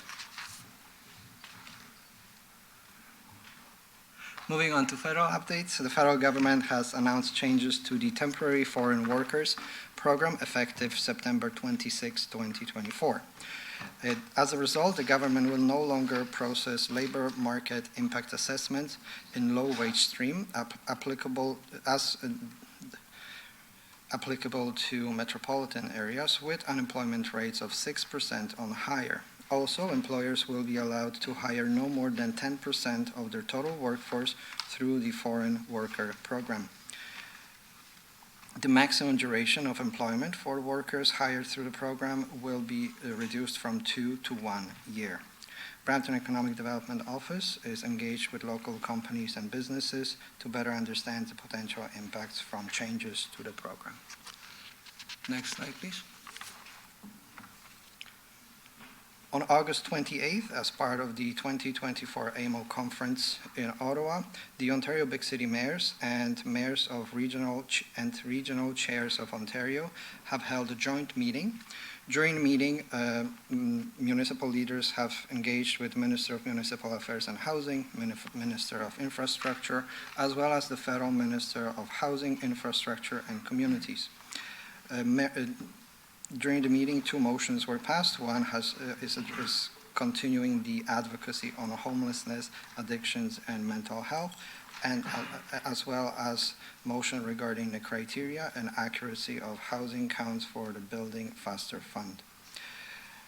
LBCM has also continued to raise awareness of their Solve the Crisis campaign, which calls on the provincial government to appoint a responsible minister and minister with appropriate funding and powers to act as the single point of contact to address the full spectrum of housing needs as well as mental health, addictions, and wraparound services. Next slide, please. On August 18th and 21st, the City of Brampton delegation was in Ottawa as part of the 2024 annual conference and AGM by the Association of Municipalities of Ontario. The conference brought together more than 3,300 delegates from municipalities across the province. Over 700 meetings with provincial officials were held. The conference represents a major opportunity for the city to engage with provincial government and advocate for key priorities for the city. Next slide, please. In the course of 3 days, the city has held 13 delegations with cabinet ministers, parliamentary assistants, and opposition party leaders. Brampton's regional councillors also participated in 9 Region of Peel delegation meetings. Key issues that were raised included infrastructure needs and opportunities, transit and higher order transit, healthcare funding and services, including mental health, housing and climate change action, among other issues that were discussed. Next slide, please. As in previous years during the conference, government has made some significant announcements, including 200 million community sports and recreation infrastructure funds for which intake was opened. Minister of Infrastructure also announced 400 million housing enabling core services stream of the 1 billion municipal housing infrastructure program to build, maintain, and replace core municipal infrastructure. Minister of Health has also announced 19 new homelessness and addictions recovery treatment hubs through an investment of $378 million. Next slide, please. Also, as part of the 2024 AMO conference and AGM, Councillor Paul Vicente was re-elected to the Association of Municipalities of Ontario Board of Directors. Councillor Vicente has served on the board since 2020 and continues to advocate and bring strong voice on behalf of Brampton to the AMO Board of Directors table. Congratulations, Councillor. Next AMO conference will take place also in Ottawa, August 17th to 20th, 2025. I wanted to, as a GR team, would like to extend our thanks to members of council, senior leadership, and staff who have attended the conference and made it possible. I'd like to also recognize contributions from Rupinder Burke, Allah Musako, and our summer students who have worked hard to ensure that Brampton delegation is well prepared for the conference. And also wanted to extend our thanks to the strategic communications team for their support in preparation of our advocacy materials. Next slide. We have a last update related to the FCM, where Regional Councillor Rowena Santos was reappointed as chair of the Federation of Canadian Municipalities Municipal Finance, Infrastructure and Transportation Standing Committee. The committee focuses on infrastructure, public transit, transportation, rail safety, communications, and municipal finances. As a result, Councillor Santos will be able to continue to advocate for municipalities as well as City of Brampton to ensure that the municipalities have the tools required to provide vital services. And this concludes today's presentation. Thank you, Andre. I have Mayor Brown on the board, followed by Councillor Santos. I think some of the most significant government relations news came yesterday when we had the great news about Riverwalk. I want to commend the 4 downtown councillors for their advocacy on this. I know this was one of the biggest projects for them that unleashes massive economic development, 12,800 potential new housing units. Because of the provincial policy statement, we were unable to build, to invest, to grow our downtown in the manner we wanted to. So many great projects were really dependent upon this. And I think it's important to underline that a few years ago, there was those who said that Brampton should not be asking other levels of government to step up, that they should share the burden of we should have the entire burden of the cost on Brampton taxpayers. I think it showed gumption on the behalf of Brampton to say we expect other levels of government to step up, to build housing, to enable this opportunity, given the challenges of the Etobicoke Creek. And I remember hearing, there was even some web articles about this saying this would never happen. So good on the councillors who were relentless on this. It is now fully funded, and we did not delay the project at all because we commenced the EA work in the process of lobbying for this funding. And so everything is on track, ahead of schedule even, and fully funded. So I'm elated with that news, and I really think it's going to be transformative for our downtown. So to the 4 local councillors, you should take a bow for your hard work on this. Thank you, Mayor Brown. Well said. Councillor Santos.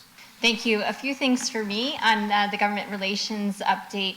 And just to continue off building what Mayor Brown said, kudos to our mayor as well for pushing so hard, as well as our local MPP, Graham McGregor, pushing internally within the provincial government. One of our biggest advocates for the city is now the Minister of Auto Theft and Bail Reform. But also, when folks in the past have said that no way they're going to fund it, that is why members of this council, some of the members of this council, were so strong on advocacy since we were first elected in 2018.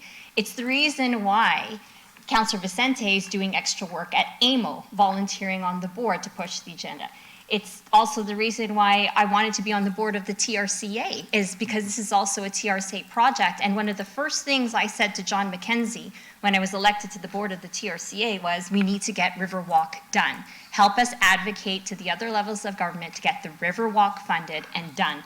And then FCM, a lot of the work that we're talking about at FCM, representing now as chair of the FIT committee again this year, is inability for municipalities to pay for such huge infrastructures just like this, which would essentially enable 13,000 new homes in our downtown core, not to mention all the economic development and dealing with climate change. So when folks say, no, you can't do it, perhaps they don't know what advocacy is like and what pushing and advocacy is about. Not just advocacy, but actually working with other levels of government, working with our local MPPs, working with our MPs, in order to get these major projects done, because it's now the City of Brampton and municipalities who are in the forefront, coming up with the ideas and leading other levels of government to make these projects happen, to improve the quality of life for our residents. So thank you, Mayor Brown, for sharing that very important news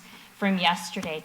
I also want to say thank you to the staff, our GR staff, our comm staff, our commissioners, our CAO, for every single year hitting it out of the park when it comes to AMO. That the first time when we started delegating to AMO and even going to FCM, many of the MPs and MPPs were floored with how prepared the city of Brampton was with our brochures, with our binders, showing up on time to our delegations, showing up to our delegations in full force. And so to the staff, Ilaha, Chris, Andreas, Jason, and comms team, all the commissioners, CAO, thank you, because the announcement yesterday and other announcements that are coming and other announcements in the past are 100% due to our advocacy and our push in every opportunity that we get. Two final things as a follow-up to AMO. One thing is Mayor Brown gave me the honor of sitting at the Big City Mayor's Caucus at AMO to discuss the issues related to encampments in Brampton.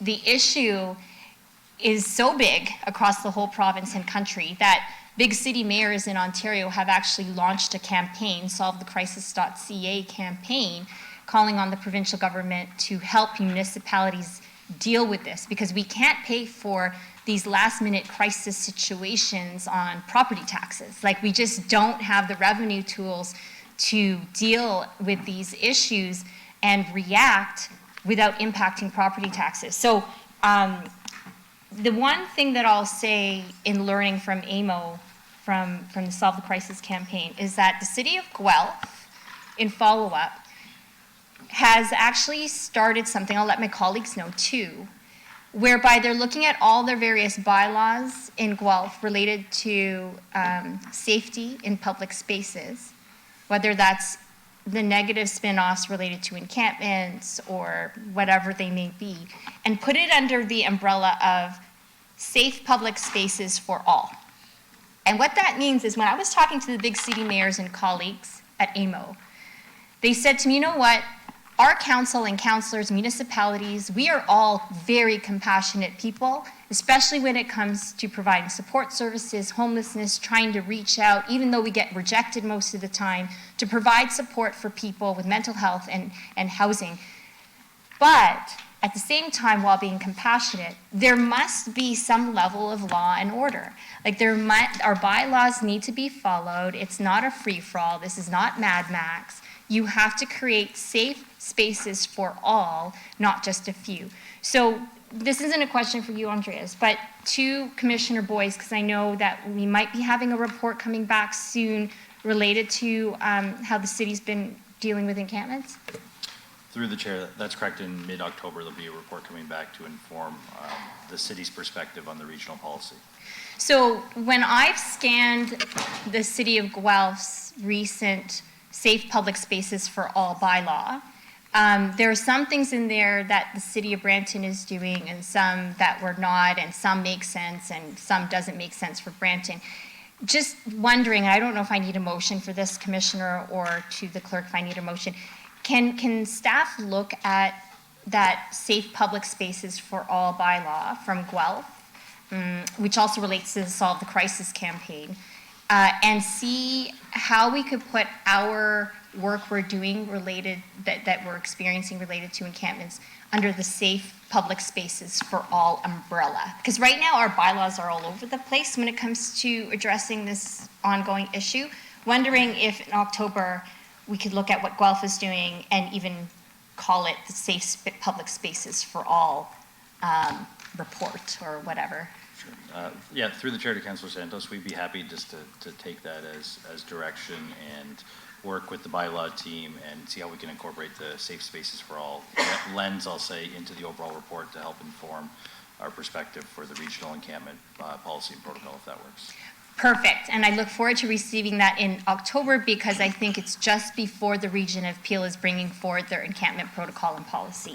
The final thing in follow-up, which I think we might need to follow up with an official letter perhaps from the mayor to Minister Sarkaria.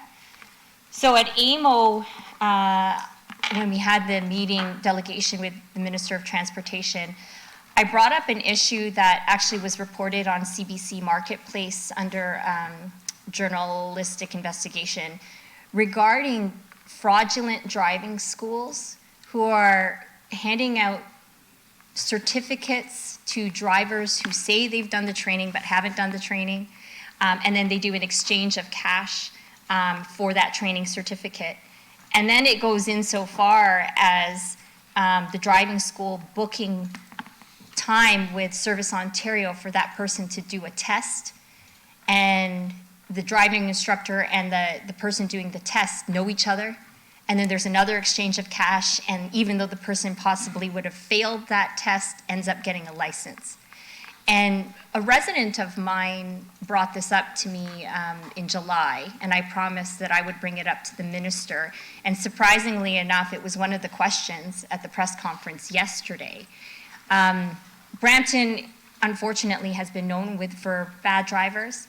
It's impacting our insurance rates. And I'm wondering if we can have a sit-down conversation, or at least provide an official letter of communication asking Minister Sarkaria to work with Brampton and work with us to better understand that issue of fraudulent driving schools, as well as any gaps within the licensing Service Ontario system that is allowing for people to get their licenses even though they shouldn't be, and updating those gaps. Because I think this is something that is not just in Brampton, I think it's all across Ontario. So I don't know if we need a motion for that,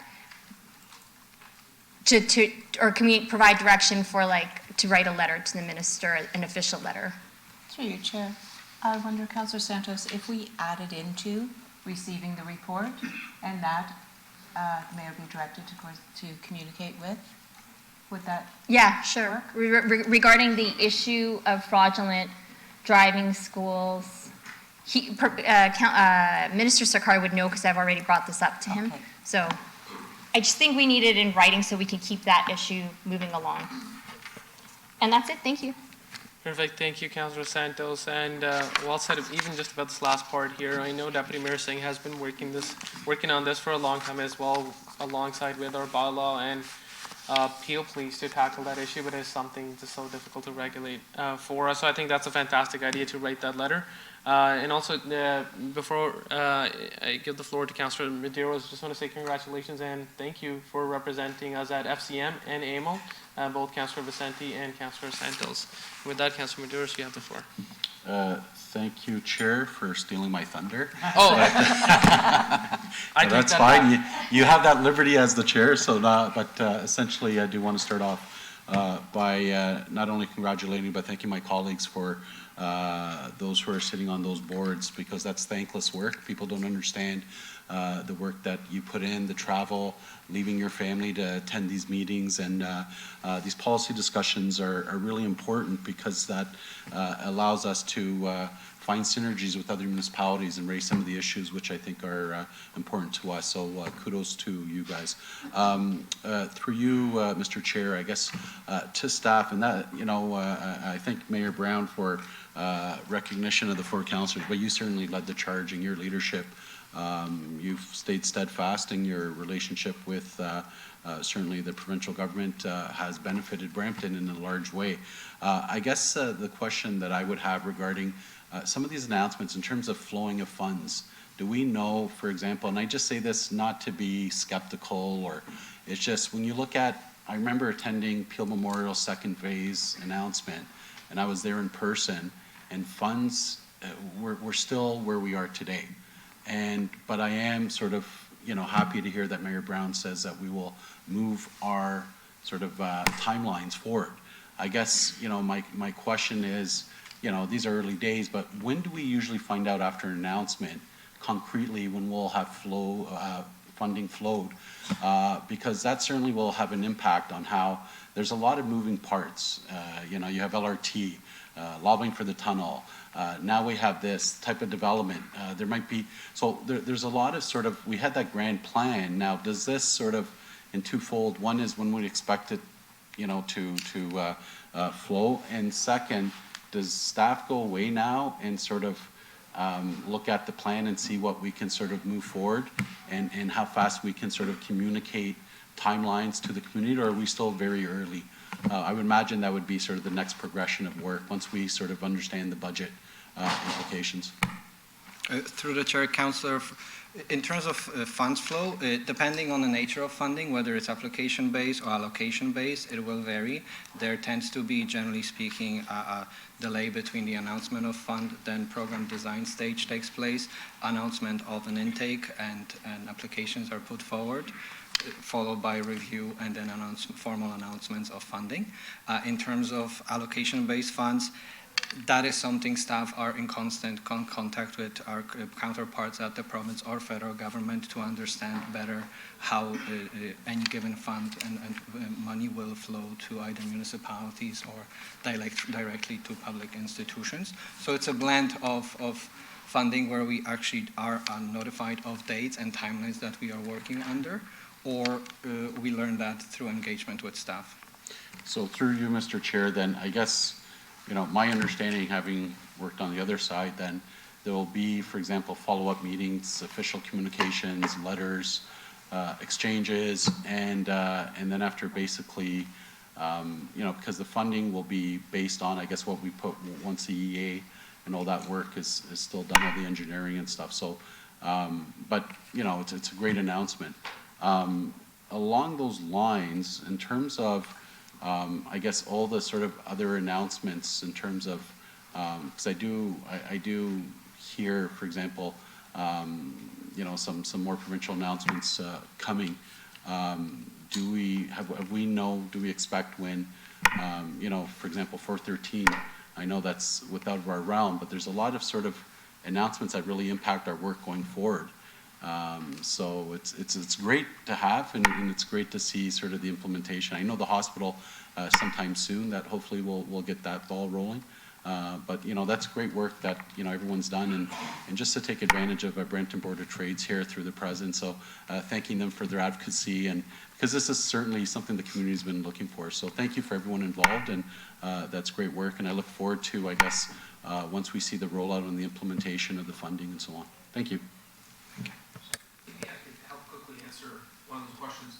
In terms of being able to keep the process moving fast, and shout out to Chris Ethier on this, because he was the one who did the research to find out the province allowed applications to be submitted for housing and development projects while the work is ongoing. He found the example of this in the Donlands in Toronto, and we use that as an example. I met the minister, Graydon Smith, up at in his riding in July to pitch this idea. He said he had no problems with it, and our AMO delegation pitched it as well to the provincial government when we were in Ottawa in August, and then I met the Premier at his residence just 2 weeks ago and raised it again, and so far everyone has said yes, so I believe we're going to be able to do that. What they were saying, though, is that occupancy permits will not be given, but we can start to accept all those applications.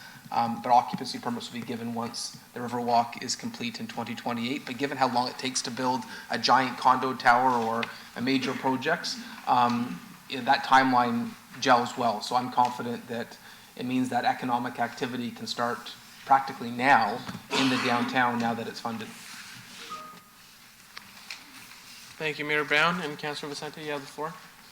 Thank you. I just want to take this opportunity to also thank members of council for attending AMO this year and for pushing all of the files that we've been pushing for the past 6 years. In listening to everyone's comments, Councillor Santos, we really have been doing a lot of lifting here at the city.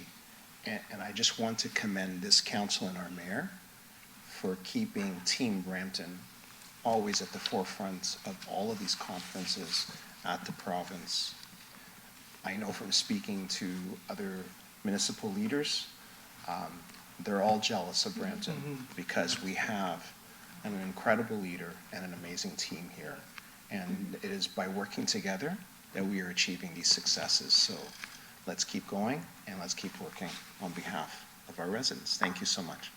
Well said, Councillor Vicente. Once again, thank you, Andre, Chris, your entire team, Alaha, Rupinder, everybody that makes sure that these conferences are successful for Brampton. 100%, I agree that Brampton probably has the best advocacy team in the country, and that's because council, I would say, after many years, is united.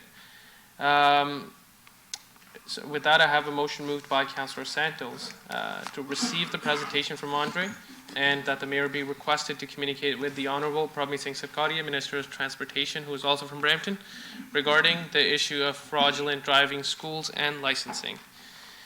All in favour? Any opposed? Seeing none, that motion carries. Thank you once again, Andre.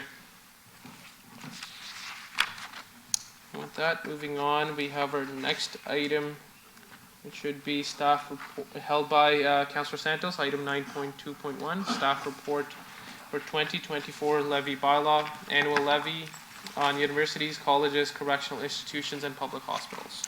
Thanks so much. Through you, Mr. Chair, I'll try to keep this really quick. This is our annual report. We get it every single year to remind us that we're getting ripped off on the heads and beds levy. So I just want to ask the clerk if you could just put the report up, because I need to show a table in the report that I want to get my colleagues' attention on. At AMO, this was also another advocacy piece to ask for the heads and beds levy to actually be increased as per inflation over the many, many decades, since it was originally costed out in 1987. And the $75 for heads and beds per student, for example, attending an institution, a post-secondary institution, that $75 has not changed since 1987. Okay, and so every single year we have this conversation, and every single year at AMO we ask the Minister of Training, Colleges and University to change it. But this year, one of our meetings sparked some interest. And so I would really like us to follow up. But in addition to that, there are some amendments to the recommendations up above that I'd like to include in this report, not just receive the report, but also to include in here in our advocacy. So number 3, that the City of Brampton continue to advocate for an increase to the heads and beds levy according to inflation as of today, or indexed to inflation as of today. And then the other piece that I would like to add is something that the mayor has already talked about before when in December of 2023, when we were talking about international students. So when you look at that chart only shows the actual post-secondary institutions within Brampton and how many students they have.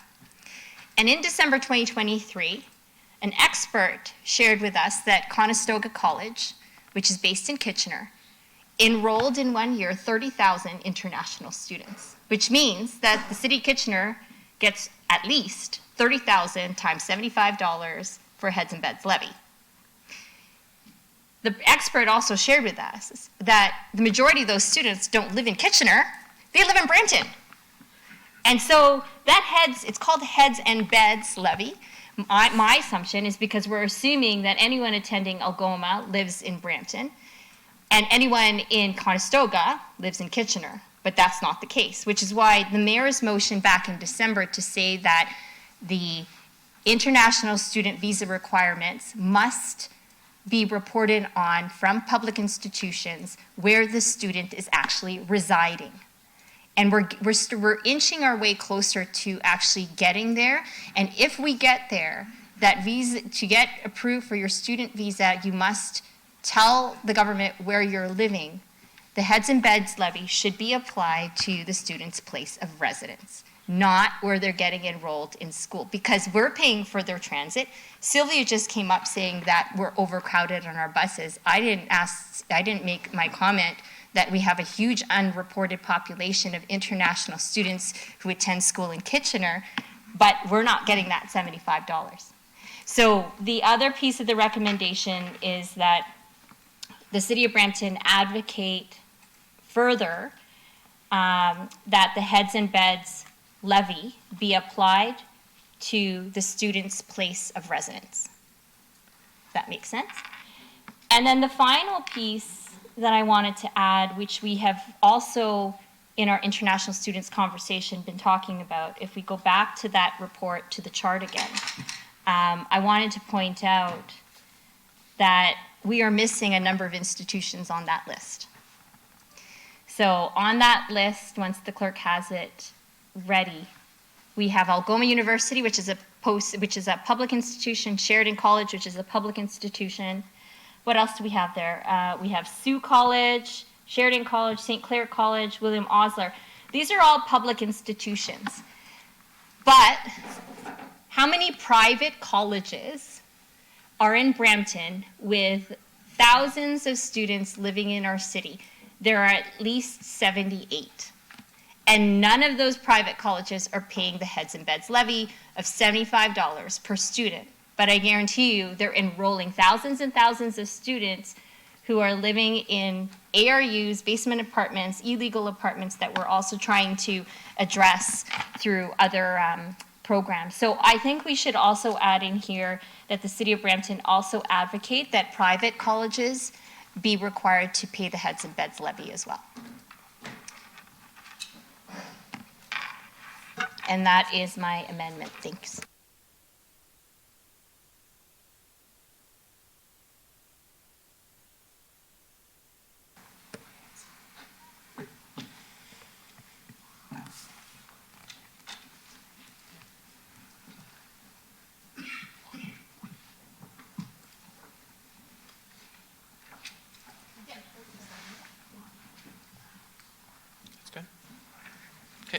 Perfect. Thank you, Madam Clerk, and thank you, Councillor Santos. You see the motion here on the screen before you, moved by Councillor Santos.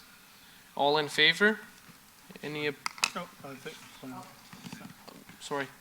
Just for the second recommendation, I would say that if we can add that in addition to the current property taxes on these private colleges. So not instead, just to be clear. Thank you. Thank you for that addition there, Nash. The motion is in front of you. All in favor? Any opposed? Seeing none. Thank you, and that motion carries by Councillor Santos. That moving on to item 9.3.1, discussion regarding planning matters in mature neighborhoods, which was referred from a previous council meeting. Councillor Keenan, you have the floor. Thank you, Mr. Chair. And just prior, I'm going to ask for council's indulgence throughout this discussion item. I will be asking if it's okay if I can display some photos. Those photos are just pictures of, those are photos of existing construction sites in the mature neighborhood. There are also going to be some photos of some posts for some basement apartments, as well as everything kind of relating to this topic. They have been vetted by the clerk's office. I did have a video, but not time to have it vetted, so I will unfortunately be unable to play that video. So, through you, Chair, if we could have a vote, just with a 2/3 vote, to add the agenda, open the agenda and add additional items related to 9.3.1. Okay. No, the videos, that's fine. Okay, as said by our city clerk, the motion moved by Councillor Keenan to add these items onto the agenda. All in favor? Any opposed? Seeing none, thank you. The motion carries. Please carry on, Councillor Keenan. Thank you, Mr. Chair. So I'm going to start off,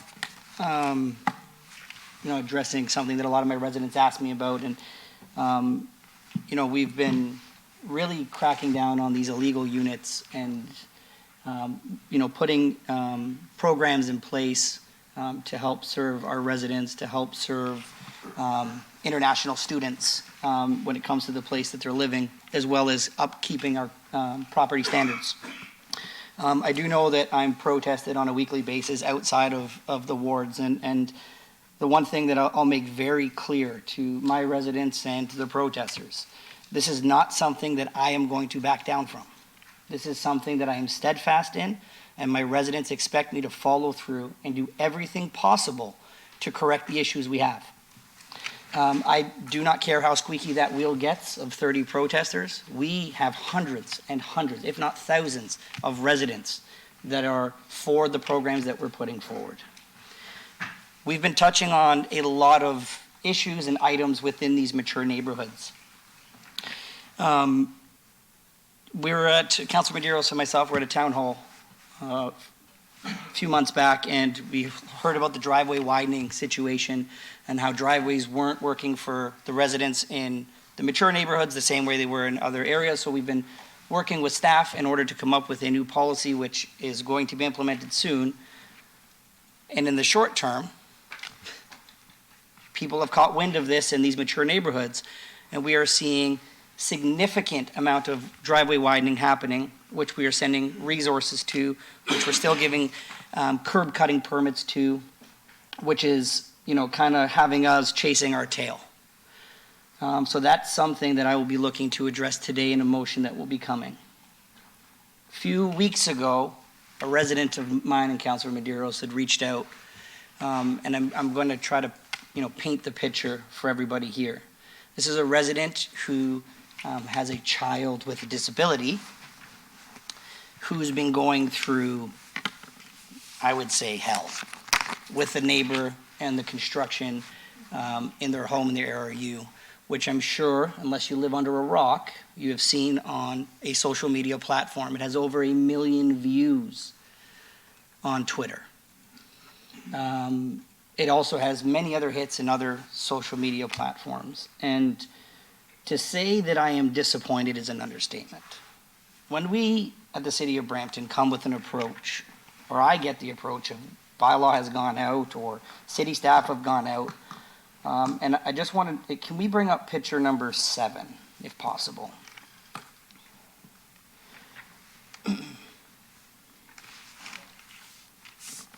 Is it up there? Yeah. So this is a picture of the front lawn. I want to keep in mind that the neighbor directly beside this home has a disabled child who is does not communicate verbally, needs to be outside.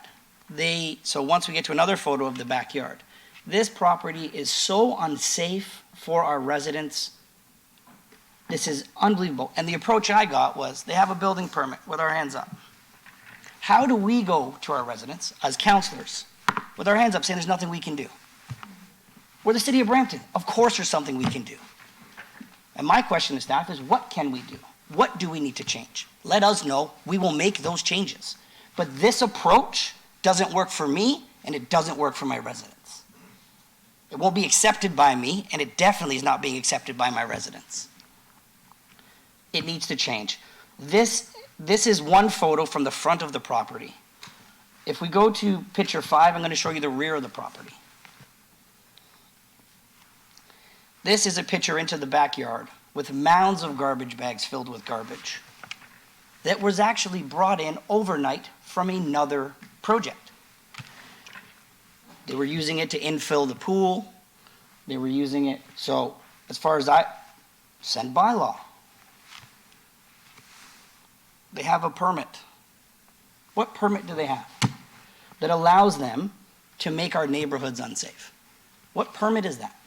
What permit did they acquire that, and I don't know, if they have them, great, I appreciate the process. But to allow them or anybody to do construction in this manner is unacceptable. I know that Deputy Mayor Singh had passed a motion to have all contractors licensed in the City of Brampton when doing this type of works, whether it be renovations in homes, ARUs, or whatever the case may be, they must be licensed. And I know that is sitting with our commissioner. So I'm going to, through the chair, I want to ask Steve, can you let me know where that process is at? Obviously, it's not implemented because I can't assume this is somebody that knows the rules or follows the rules. So I want to know where that is at. And this will not help this current resident, but I'm hoping it's somewhere close that can help future residents. So Steve, if you don't mind letting me know where that's at. Sure, through the chair, through to you, Councillor Keenan. I believe you're referring to the delegation from the association that came before council just before the summer recess. Staff, both from planning and enforcement, met with that delegation subsequent to that, and we'll be bringing a report back to Committee of Council on September 18th on that matter. Okay, I look forward to that coming back, and supporting any and all recommendations that would license contractors. If I could, just to build on that, the whole idea is to crack down on the unlicensed contractors, because as you'll see in the report, not only does it cause angst for residents, such as the pictures you're showing, but it does cause angst for our staff, who have to constantly go back to these sites, do repeat building inspections, and that puts a burden on our tax base as well, because we're spending time and resources to make repeat building inspections to those who are unlicensed. Great, so thank you for that, Steve, and I'm sure we all look forward to it coming back, because I wouldn't want this situation happening to anybody else. This one is absolutely out of control, and I'm not sure who can answer this question for me. I was also told that we don't regulate what debris or what fill is used to fill a pool. Is that correct information, that you can put whatever you want to fill your pool in the backyard? Can anybody answer that? Through the chair to Councillor Keenan, I'll have to check on the exact requirements with respect to fill. Okay, so that is something that I would ask that you sent to me, because obviously I need to report back to the residents, given that that was the answer that was given to them when we had sent people out to look at this situation. Is there anything that we do when giving out permits around debris, garbage on the property itself? And I know it was, this should go to the Ministry of Labor. Yes, the Ministry of Labor do great work keeping workers safe in large job sites. I don't really see them patrolling neighborhoods that are 50 years old, 30 years old, to inspect properties like this. We had to make a call. They came out, they did their part. The property is slowly being cleaned up. But the whole point of this is the approach that was taken is unacceptable, and we must take action and do what is necessary to stop this from happening again. If that is a perimeter fence around the property that's being constructed, I don't know how, I'm not 100% sure how, but I'm happy to sit with whomever can come up with that and report back to us on what that will look like. I'm going to shift from this to talk a little bit more about the ARUs. And, we know we're in the situation that we're in because the federal government kind of had a laxy-daisy approach to international students. We know that from advocacy from this table that we've been pushing really hard to shine a light on the issues of Brampton, which I'm sure other communities face, and action is being taken. So maybe it should have been taken 10 years ago, for sure. I'm happy to see it coming in now, but we're not going to see the results of that change that the Minister of Immigration, Refugees, and Citizenship is currently taking. We'll see those results in 3, 4, 5 years. We have an issue here, we have it now.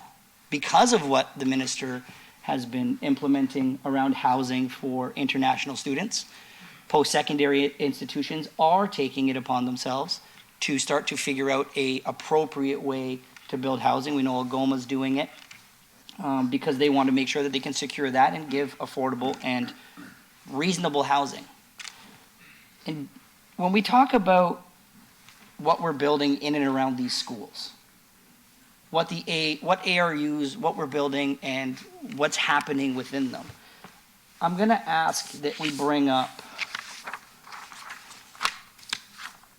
picture number 3.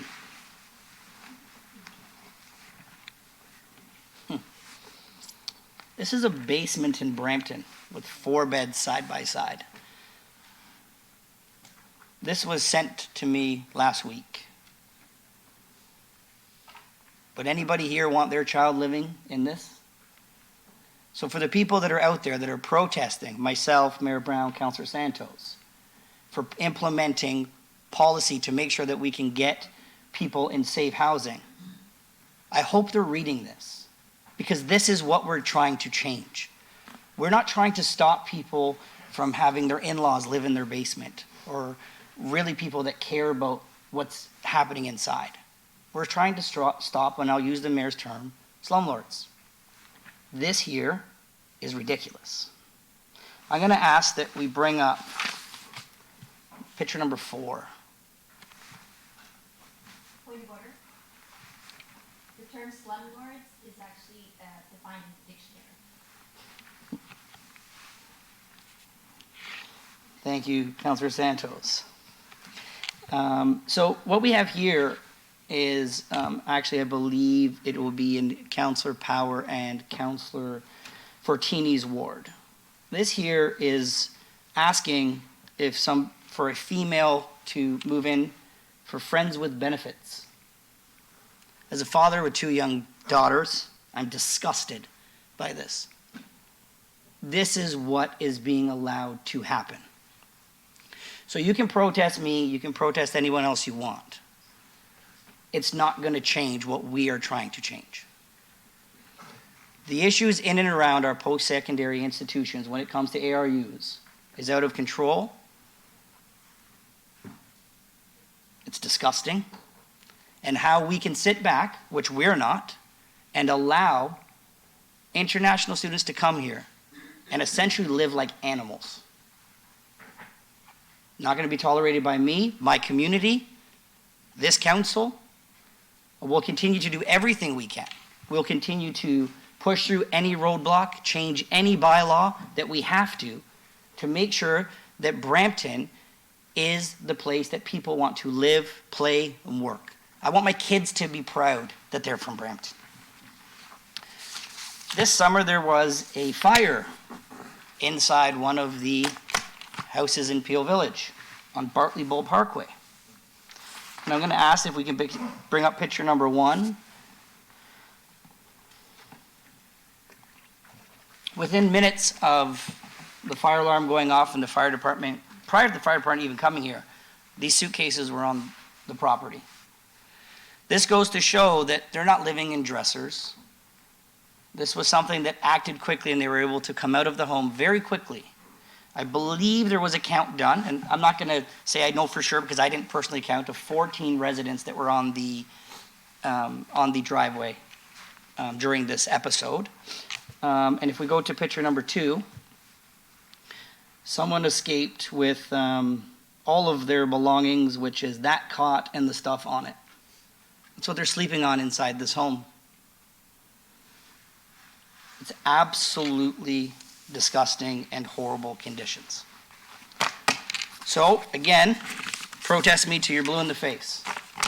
I'm here for at least 2 more years. And for the next 2 years, I will continue this fight for the city of Brampton and the residents. I do have two motions. Obviously there is a lot of speakers on, so I will pass this over to my colleagues to comment prior to bringing my motions forward. Thank you, Council, for your indulgence today. Thank you, Councillor Keenan. I have Mayor Brown on the list, followed by Councillor Santos, Fortini, and Medeiros. First of all, thank you, Councillor Keenan, for your passion. It's so refreshing to have you at the council table, finally taking this issue seriously. To be blunt, your predecessor turned a blind eye to this, and we have to be better in Brampton. We can't turn a blind eye to enforcing the bylaws we have. And so I know this is what you heard at the doorstep. That's why, since the first meeting here, you have been bringing up this issue of tackling slum landlords in our city. And what Councillor Keenan didn't share, this Slum Landlord Association that does the weekly protest, not only is protesting Councillor Keenan, but even wanted to protest at the pub that your family owns, going into, they're trying to protest you in your private life, and so it's just so distasteful. But we have to do this. We have to stand up to those that are abusing students, taking advantage of students in our city. And that's what it's about. These international students are the victims in this. With the hopes and dreams of coming to Canada, working hard to do great things, and then to be living in squalor-like conditions, that was not their family's dream. It's not right. We can't tolerate it in Brampton.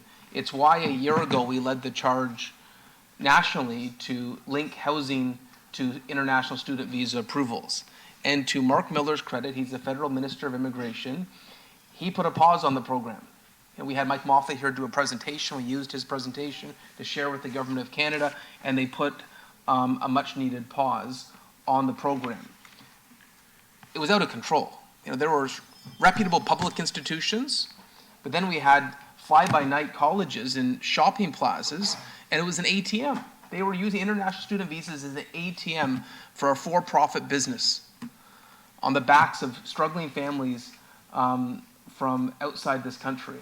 And I know this is being fixed, and they're not issuing new ones, but we still have a problem right now with this huge body of students in our city that don't have proper housing. And they tend to be in these student overflow areas, the areas around some of the academic institutions. And so what Councillor Keenan has had the courage to put forward is to say we need to contain this in these student overflow zones.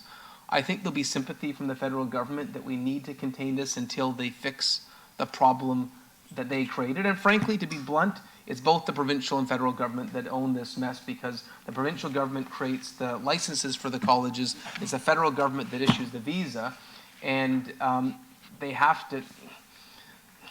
created a mess that has fallen on our laps in Brampton. If you look at the number of international students, no city has more than Brampton. And you look at Conestoga College, 30,000 students. We know that many of them are living in Brampton. It's a great city to live in, but we can't have neighborhoods ruined. We can't have fire traps, safety risks. And I always asked our former fire chief, now Commissioner of Community Services, to share with me the number of basement fatalities. And every year we see fatalities. Some student with their hopes and dreams and their families, all their funds put into sending them to Canada, and to have that student lose their life because of shoddy, squalor-like conditions from a greedy slum landlord is unacceptable. And so I know what you're putting forward, Councillor Keenan, is bold, and I'll just say about time. About time we put a pause on this, are in those student overflow zones. And frankly, this sends a message to the federal and provincial government that the pause is one thing, but fix this. The pause is helpful, but fix this, because we can't continue to see the type of visuals that we're seeing. That one video you shared, I believe that had a million views. It causes some people to laugh at Brampton that we would tolerate this. Well, I think this motion we passed today, and we say we don't tolerate it. And I look over to our Legislative Services Commissioner, and I know this council previously approved this year a budget amendment to hire 30 new bylaw officers.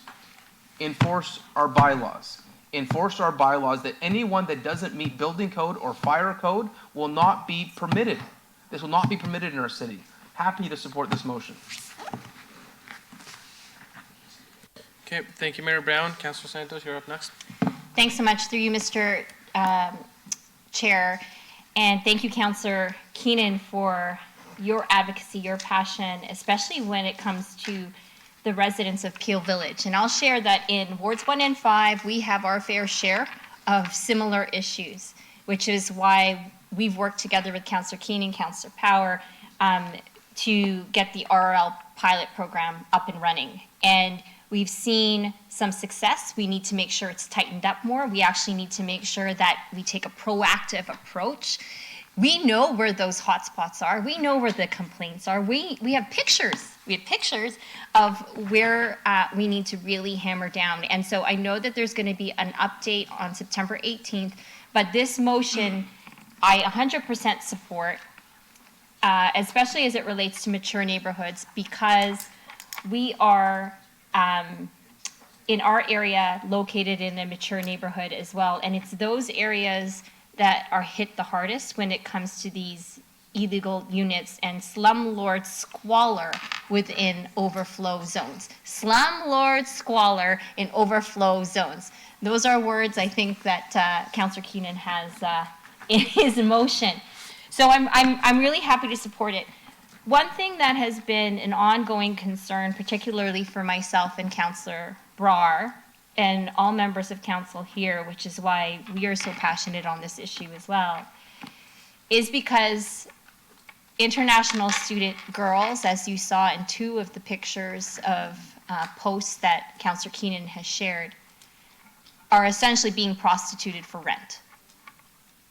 And not just for rent, and it's something that I think, I'm not going to amend the motion now, but I'm going to flag it because Councillor Brown and I will definitely be speaking to Algoma University, Sheridan College, and others about how to deal with this. But it is scary to hear Indus Community Services as well as PCHS tell us about the girls that they're seeing who are being prostituted for rental units. And even more so, those girls ending up being pregnant and ashamed or committing suicide. And so that's a separate issue that Councillor Brar and I are going to work on, but 100% support this, Councillor Keenan. Thank you very much. Thank you for bringing those Exhibit A to D to show with members of council and the public as well.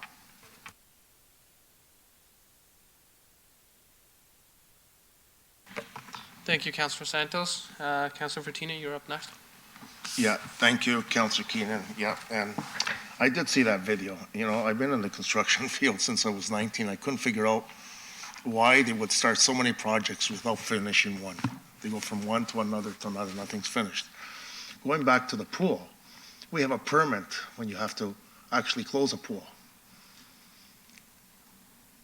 Part of our bylaws, you can't just close a pool without a permit. You have to remove the liner.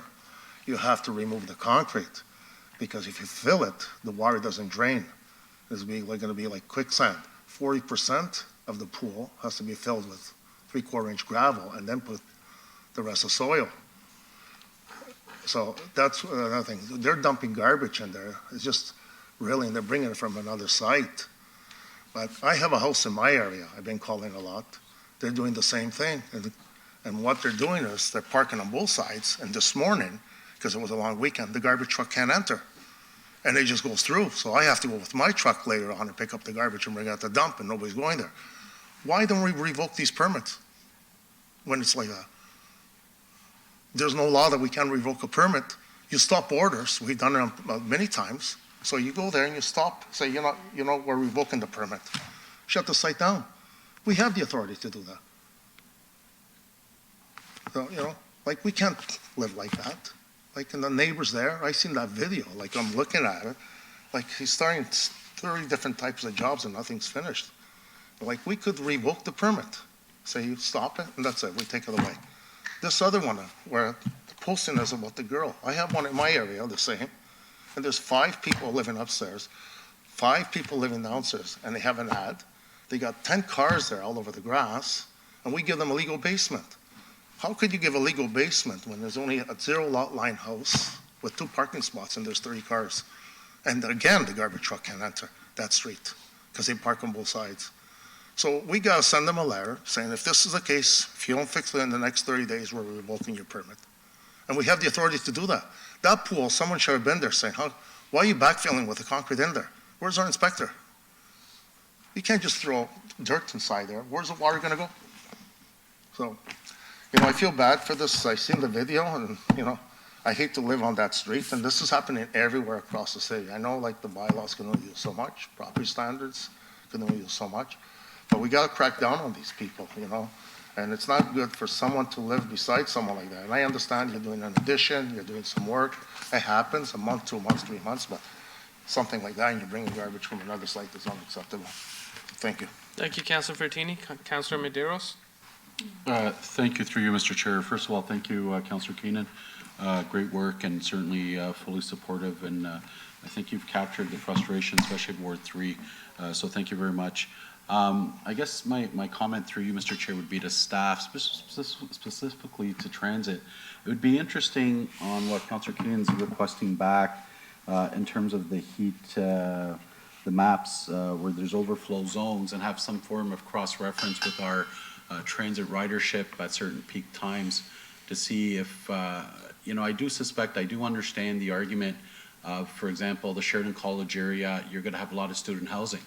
But I question, because of the space geographically, it's not as large as the some of the spaces out on the skirts of the city, because I know their students are coming from everywhere, even from Mississauga, and so on. And if the growth is happening on one end, I would suspect that there's just as many students outside of Ward 3 attending the school, but I could be wrong. To the last point regarding the protests for you, Mr. Chair, it's interesting because I've been dealing with countless, for the last couple of months, countless groups who want to meet with me, who claim that, that in other parts of the city where they don't have the program, where they don't have the registered licensing program, that, they manage to, why is it not there, but it's in our area? And then I get sort of constantly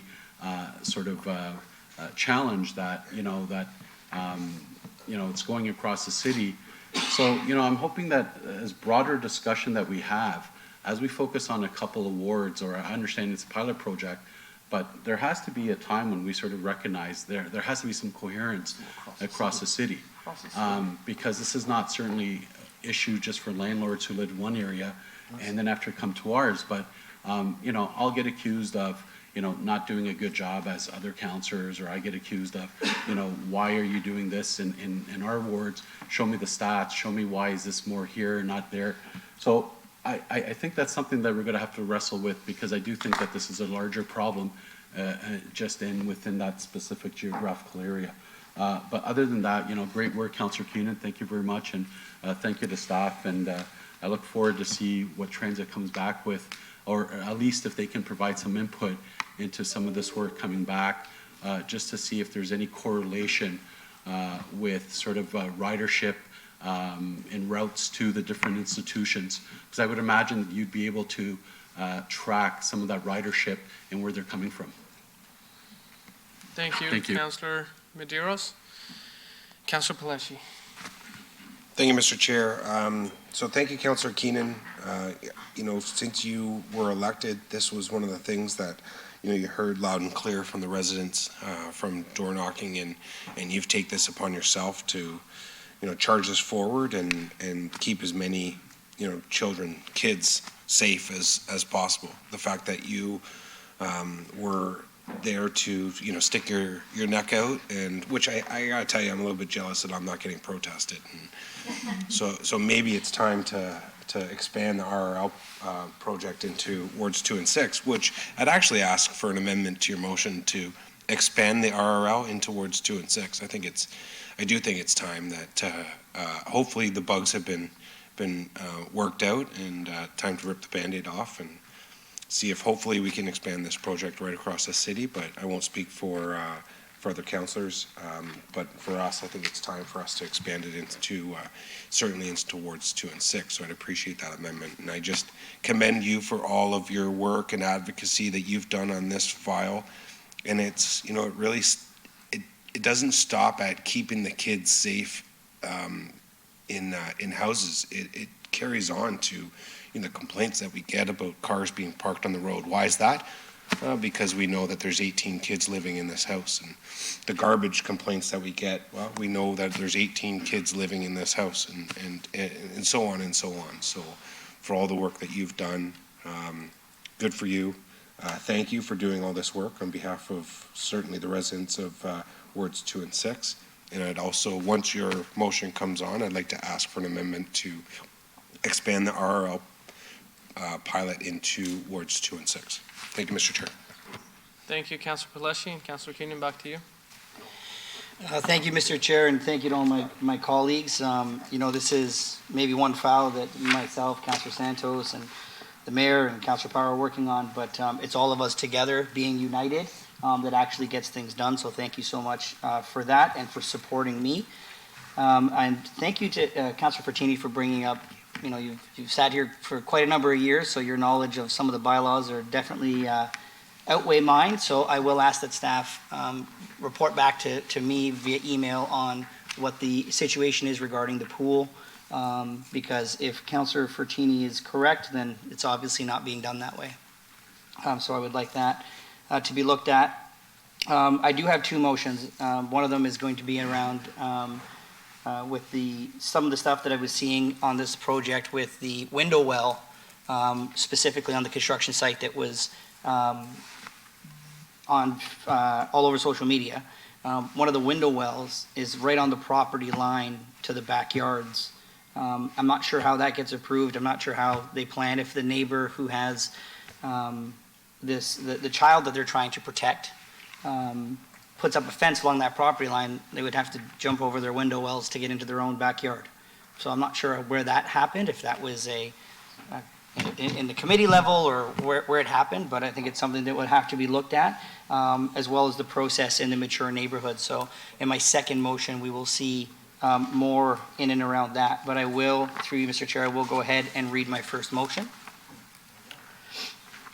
Whereas the City of Brampton believes that every student deserves access to safe housing, and whereas the City of Brampton has approximately 100,000 international students without proper housing, and whereas post-secondary institutions have started to undertake building housing for their students, therefore it be resolved that staff report back to the next council meeting a map of student housing overflow zones based on data from complaints of illegal ARUs and overcrowding and the proximity to post-secondary institutions, and that the City of Brampton put a pause for the remainder of the academic year on approvals of curb cutting, basement apartments, ARUs, and side entrance applications that have resulted in the exploitation of unsafe, squalor-like student housing units in said student overflow zones, and that this pause be reviewed at the end of the academic year to determine if it needs to be extended.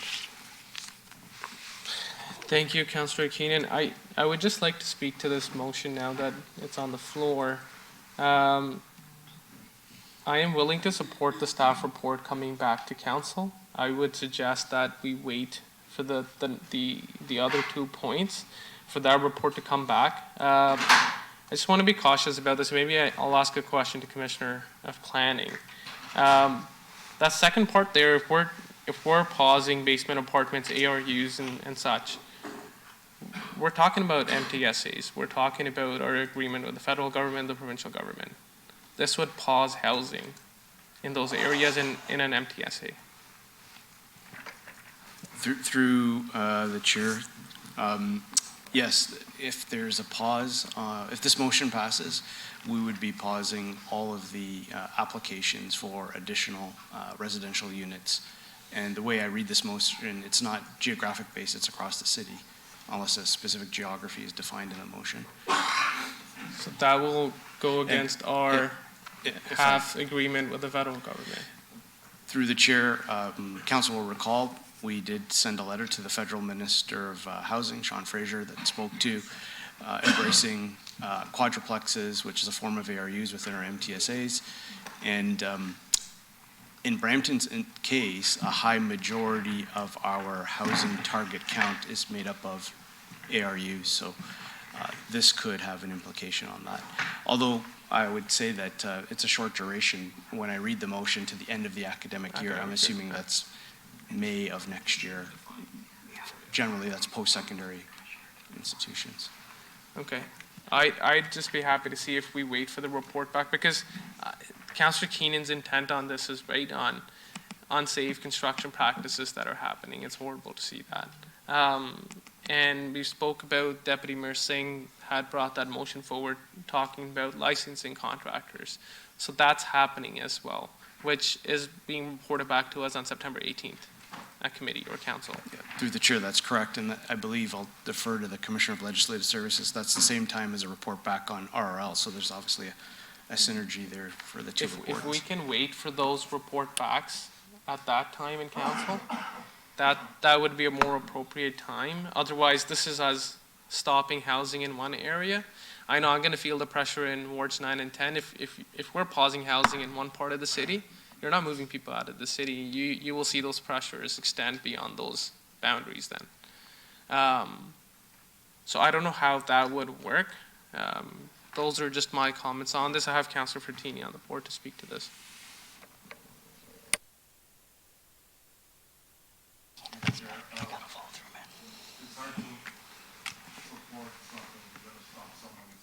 Doing things legally with a permit, and because of certain people, you're going to punish everyone. I know it's going to be hard. I'm going back to the question. We're allowed to revoke permits. So when we see something, why don't we just stop and revoke them? And don't punish the good people that actually follow the rules. Like this house here, he's going from one place to another, nothing's finished. So like usually you do a window wall, you put the window wall, you put your stone, you put your weeper tile, dig, do what you have to do, you move on to another one, another. Like the whole place is a mess. It's got dirt all over the front, garbage in the back. You just gotta go there and say, you know what, enough's enough. We close you down, end of story. And we give you time to clean it, or we do it. It's his house, you know, he's got everything to lose. Through the chair to Councillor Fortini, we'll ensure that we have our inspectors going out on a more regular basis to ensure the requirements of the permit are being fulfilled. And if they're not, to your point, we'll work to issue a stop work order to ensure it's being done safely and as per the requirements of the permit. So when we have a permit, you have, inspectors have to sign line by line what you're doing. HVAC, electric, well, not electrical, footings, whatever, window walls and all. And when they're signing this, or when they go there, how could they let this go without signing it? When they could come into inspections. Through the chair, I think if I could answer your question, Councillor Fortini, we do have our chief building official here too for more technical questions. So the city will issue a permit for, a secondary suite or an ARU. In the particular instance that Councillor Keenan shown, I believe the address is 13 Caledon Crescent, if I'm not mistaken, that was brought to staff's attention through resident complaint, and then enforcement will go out to the site, take a look at things, and then enforcement will report back to the respective departments to go out there, whether it be building or public works, to make sure things are done in accordance with the permit being issued. After the construction is done, building in particular will go out and do an inspection to make sure that things were done per the drawing, and if things were not done per the drawing, that's when the chief building official and his staff have the ability to revoke permits and ask for work to be redone. I'm going to ask you again. We have lines going back to the pool. How could they have a permit to dig a pool or the window well?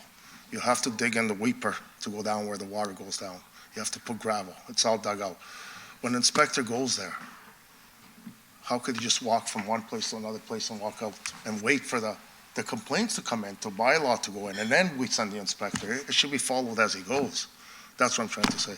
So can we revoke these permits and not, make anyone suffer who's doing a good job, following the rules?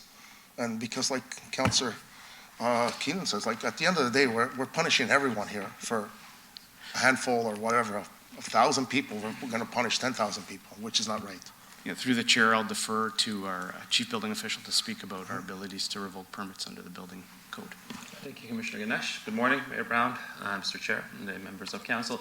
Through the chair, Councilor Fortini, Building Code Act has a particular aspect that touches on the matter of construction, and it's only and solely works with buildings and designated structures. Unfortunately, pools are not one on private properties, so we don't issue permits for pool closures.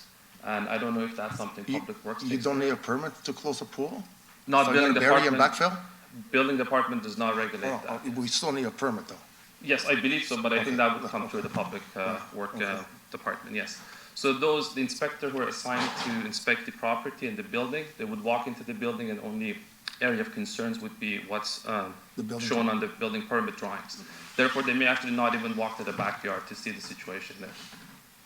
But that's under the building code. I'm talking about inspectors, other stuff to go in there, like all the stuff not done right, or all these complaints and stuff, like, Right. you know. So I think there are Those are two building departments codes, I get involved in that. this case, Councilor Pertini. So there's enforcement and bylaw, we have the public works and building. The inspectors assigned by building, unfortunately. I do not like to regulate. support this motion. I just, like Councilor Tour said, I just hate to hurt someone that actually has a permit, and I'm doing it right, and now we're gonna put a pause on everything, so I don't know where we stand here, but Councilor Keenan has a great point too, like, how are we gonna, we gotta just start putting something, say, we're gonna revoke your permit, enough's enough.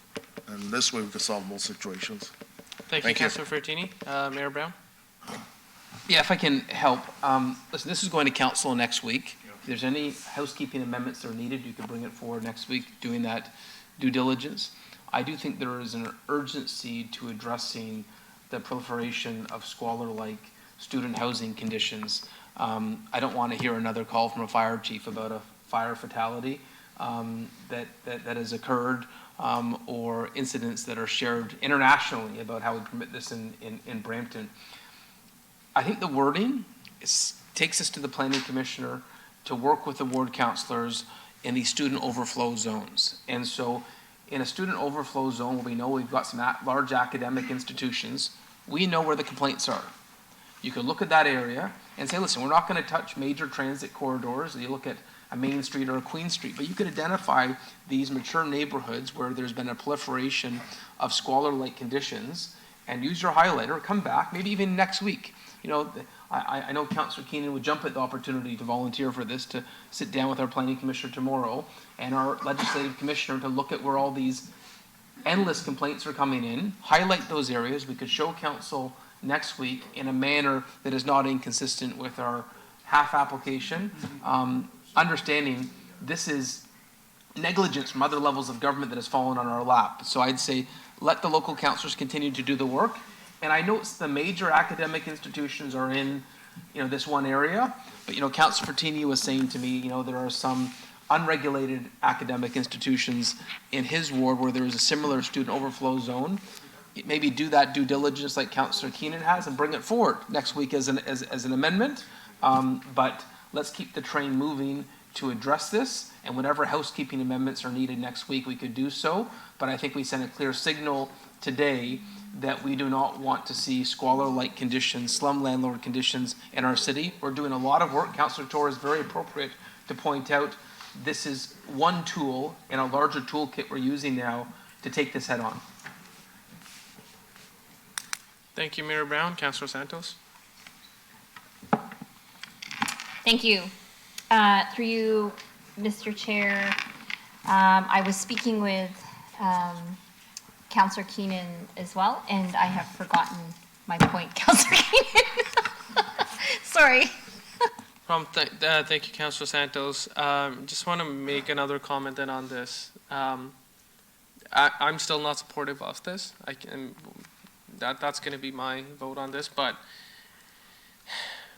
if we're stopping the construction of ARUs, you know, basement apartments that comply, that go through every compliance measure, that gets registered under the RRL, that is for the exact same purpose, gets a building permit, is doing the right thing, shouldn't be punished because of this.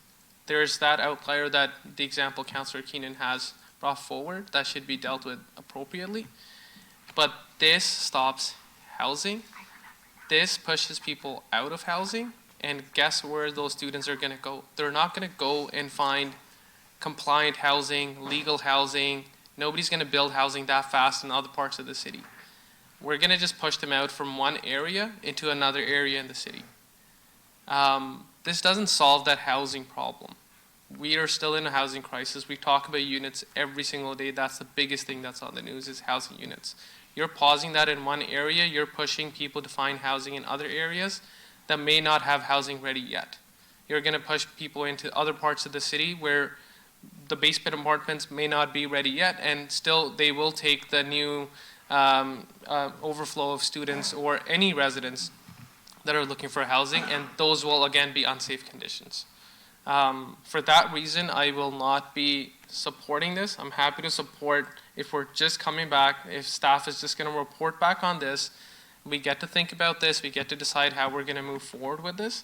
But we're asking staff to report back, and we're asking to pause all of this while we're doing the RRL expansion, while we're talking about student housing across the country. We're talking about, we're advocating to the federal government. We're talking about licensing contractors in the city. We're doing everything at the same time. But I don't know which one goes first and which one goes after that. So for that those are my comments on this. And I see Councillor Keenan on the board.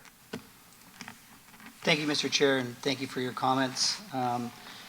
I do believe that we need to continue to move forward. I think you made some great comments, and I would agree. We are doing a lot of different things that combat this particular issue, and we must continue to do multiple things because one item will not be enough. We need to continue to move forward. What I'm asking for in this motion, to be clear, is for, and maybe if the wording needs to change, that the pause be on new applications or applications that are not yet been granted. I'm not stopping anybody that's already in the process of building their apartment in those zones. So if we can correct that in here, I'm also, this won't, when we come back next week with the map from staff that shows the areas, it's only after that map has been approved by council that the bottom part would be implemented. Because it states in there that it happened in, this pause happens on that map. So those are both in there. I do want to continue with this motion. It is important to continue with this motion. So I am still going to follow through with leaving it with those amendments that I just made. Thank you. Thank you, Councillor Keenan. I have other speakers on the board, but I do have a question as well here. In this report back, how are we going to identify what is student housing? How do you identify who lives in a house as a student or not? I don't know if there's a mechanism to do this. I'm looking at the planning commissioner, looking at legislative commissioner, but how are you going to identify what's student housing? You're just going to assume somebody looks like a student, is living in a student housing. May not be a student housing. It doesn't identify students in the motion. But we're talking about a map of student housing overflow zones based on data from complaints on illegal ARUs. So we're just assuming that illegal ARUs are student housing overflows, but you can't pinpoint to that. You're not able to confirm if that is going to be student housing. It is just that it's close proximity to post-secondary institutions. That we're making an assumption it is a student housing. There's no way that we can identify any housing in the city as student housing unless it's built by Algoma's doing a fantastic project that is going to be student housing. So I don't think anyone's answering that question. Through the chair, through you, Councillor Torre, you're correct in that when the city issues a building permit for an ARU, we do not track if it's the occupancy is going to be for students or say a PSW worker or parents or what have you. Certainly one way to look at that is through the 311 data that we've been using to inform the RRL program. Perhaps that could be a data source to look at where there are clusters of where we're seeing these ARUs being used by students, but it would not be solely evidence-based to say precisely that those ARUs are But only again, for we don't know students. if those housing is being used by students. I'm just talking in legal terms here, like you won't be able to identify that. So I won't even trust the report coming back to be accurate on this. We can't identify student housing just because and who lives in the house like that. So I won't be supporting this at all. Councilor Maduros, you're up next. Yeah, thank you, Mr. Chair. And Councilor Curry, you brought us some important points, and that's why I asked as an indicator, as one of the indicators, look at the transit routes. I guess just in this scenario, and when staff come back, so, I think at the core of everything we talk about, all these add-ons and so on, at the core is going to be still our bylaw officers. So they're at the core of the sort of ensuring that these are safe residential areas. And so in my mind, I just want to understand, and I don't need an answer today, but in the eventuality in those what's called overflow zones, if a bylaw officer finds an illegal basement apartment, for lack of a better term, they go in. Now, does that person have the opportunity to comply and register? Because then he would need access to permits if he wants to comply. Does this restrict him from doing that? So those are some of the considerations that we have to discuss when coming back, because if we go from the premise that we're still doing our due diligence when it comes to our bylaw officers, they come in and they're slapping orders to comply, then we need to give opportunity for the homeowners to comply and access permits and curb cutting and all that other stuff. But that's something I'm sure we can find an answer to, but it's just a consideration for staff to think about when we come back for our discussion. You, Councilor Maduros. Mayor Brown. Last thing, the end goal of all of this, everything we've been doing for the last year on this topic, was to push the academic institutions to build housing. So let's not lose sight of that. This is not simply to say there should be no plan for student housing. It's to say We can't allow academic institutions to simply renege on their obligation if they're going to be collecting this massive tuition. And we've seen all the studies show that their financial models rest on a massive reliance on international students.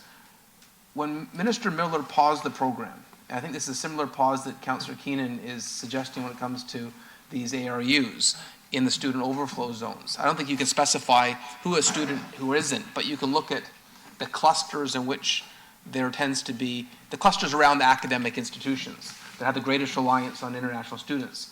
So just like Minister Miller's pause, I think what Councillor Keenan's pause, it's that strong message to the academic institutions, get in the game. And I remember calling Minister Miller after his pause and said, guess what? As soon as you announced this, I got a call from Algoma who said, I guess we have to build that student housing. Guess what they're doing right now? They're building student housing. And I've said that to all our academic institutions in Brampton. Get in the game. Build housing. And what I love about the Algoma model, they're not building it, but they've guaranteed the spots. All the other academic institutions can do this at no cost. They're simply taking on risk. There's no financial cost for them. They're taking on risk by assuring those costs. When Algoma has 5,000 international students and they're building housing for 500, that's a start.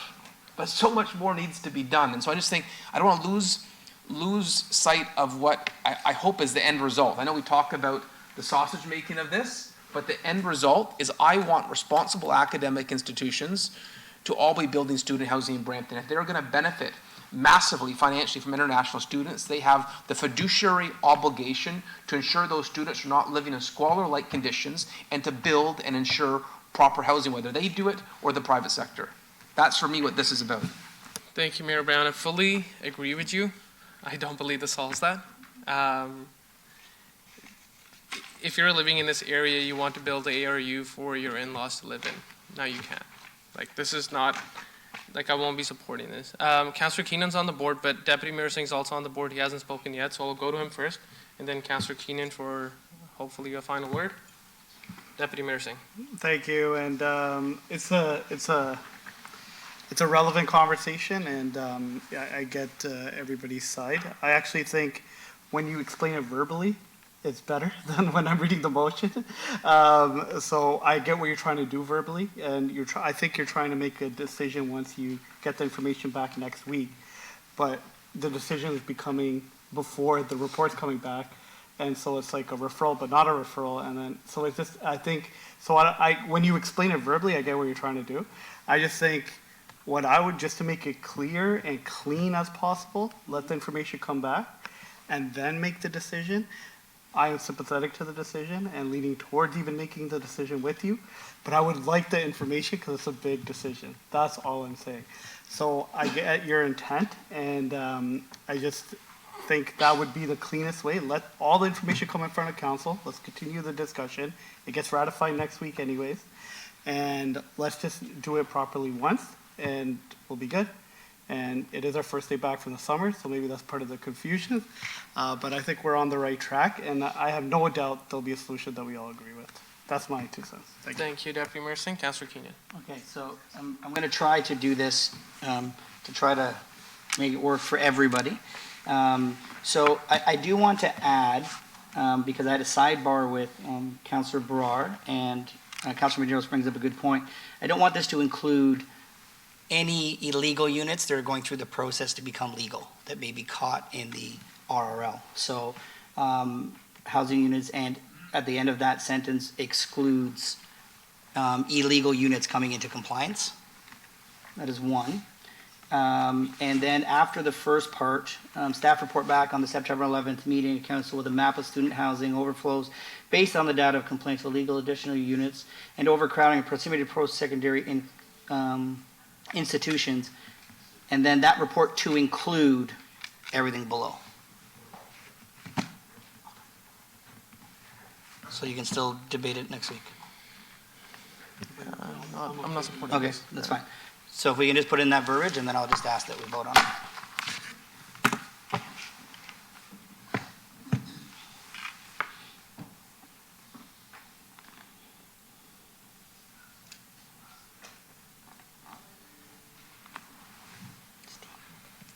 if I could, through Yep. you, Commissioner.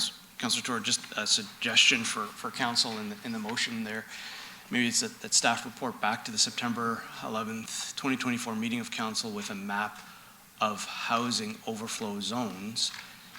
And part of the report back between planning and legislative services can have a section that speaks to where we observe potential student housing overflow zones. This way the map doesn't necessarily have to target a particular sector of our demographic. Doesn't have to say it. Just do it that way. Okay. You don't have to say it. So can we amend that in the thing as well?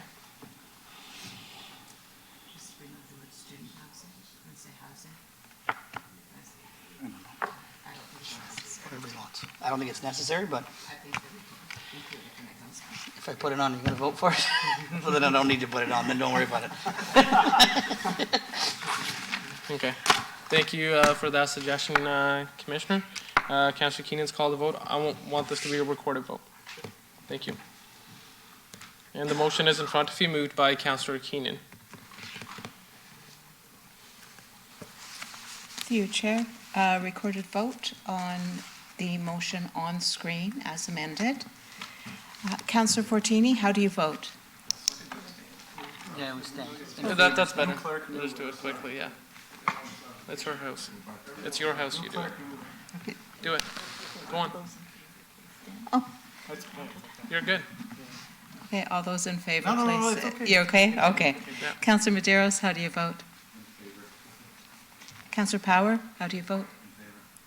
Councillor Tour? Opposed. Councillor Keenan? In favor. Councillor Palashi? In favor. Councillor Brower? In favor. Councillor Vicente? In favor. Councillor Santos? In favor. Deputy Mayor Singh? In favor. Mayor Brown? In favor. And that motion carries. Thank you, Madam Clerk, and that motion carries. With that, we can, we have another motion. Councillor Keenan, you're back on the floor. Thank you, Mr. Chair. So I just have the other motion, and Councillor Palashi, I'm not sure if you were serious about maybe adding into the RRL, keeping in mind that the RRL report is coming to council soon, on the 18th, and you may want to add yours in there after seeing the report, or if you would like to do it now, I'm happy to accept that amendment onto this. You should probably wait. Yeah, okay. So this motion is all on the same similar topic. It goes to just, when we talk about the COA, and some stuff that had come out in Bill 13 that gives delegation ability to council or someone appointed like the commissioner. I'm just going to ask for some report backs on that, as well as extending areas of the mature neighborhood.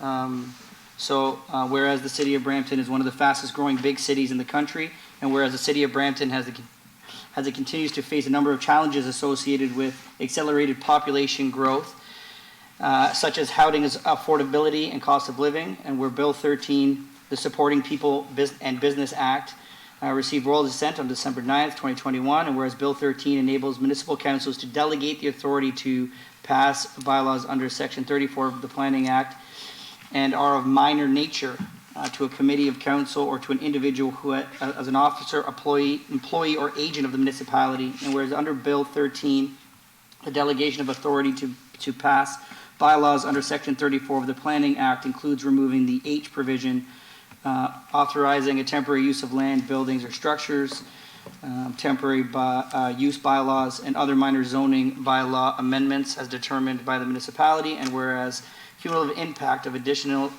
residential units, ARUs, can significantly change the character of a neighborhood, including during the construction period, and whereas the Committee of Adjustment applications, specifically minor and variance applications, tend to be the primary planning instrument to facilitate the creation of an ARU, and where the intensification of neighborhoods has implications on a number of city services, in particular property standards and enforcement. And whereas on June 5th, 2024, the City of Brampton approved a budget amendment to hire 38 new bylaw enforcement officers, and whereas the City of Brampton implemented the residential licensing pilot program aimed at enhancing rental property standards and ensuring the safety and well-being of residents, and whereas Ward 3 is identified in the mature neighborhood boundary as also part of the RRL pilot. Therefore, be it resolved that the Commissioner of Planning, Building, and Growth Management be directed to report back to Council with a report that examines expanding the use of delegated authority by Bill 13 as it relates to minor zoning bylaw amendments, new processes to ensure the cumulative impacts of ARUs in mature neighborhoods do not undermine the original neighborhood character, the linkage between process and the RRL pilot to ensure the overall property standards, community safety, and well-being are being maintained. Number two, D, financial and resource implications associated with any new processes, and that all residential areas of Ward 3 be designated in the mature neighborhood. All residential areas of Ward 2 Ward 2 be designated a mature neighborhood, and that the Churchville area in Ward 6 boundary bounded by Chinguacousy Road, Financial Drive, Highway 407, and Steeles Avenue West be designated as a mature neighborhood.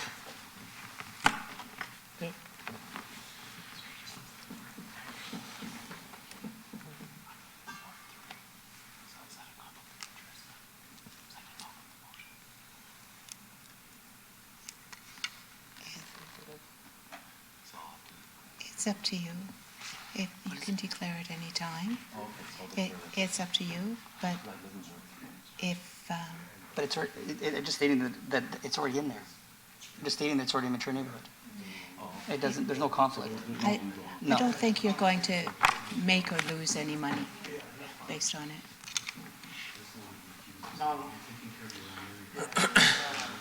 Thank you, Councilor Medeiros, for that clarification there. You have the motion before you. I will not be supporting this motion either. This is exclusionary zoning in particular areas in the city of Brampton. That goes against housing. So the motion moved by Councilor Keenan. All in favor? Any opposed? Thank you. The motion carries. And with that, we can move on to...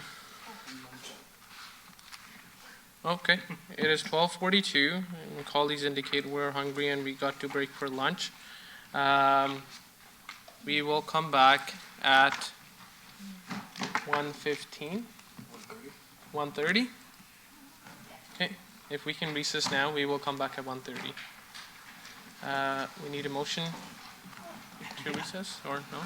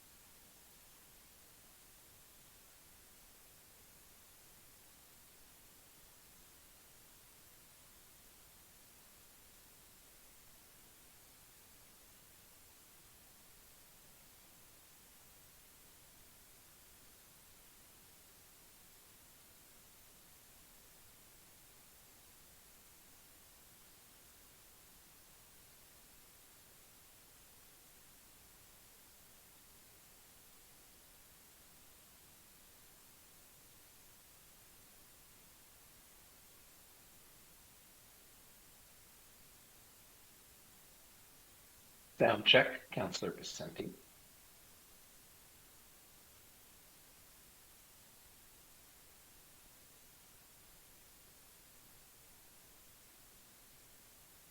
I heard you, Counselor. Can you hear me? Yes, I can. So I can grow it.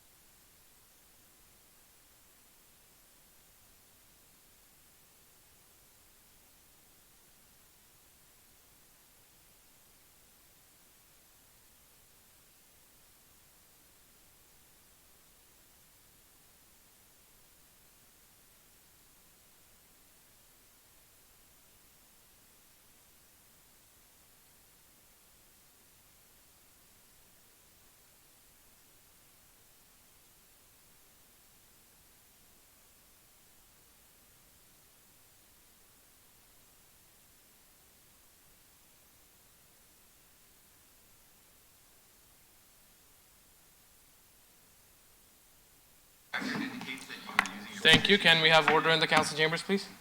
You were using your record chair's position to intimidate a bylaw officer over a property?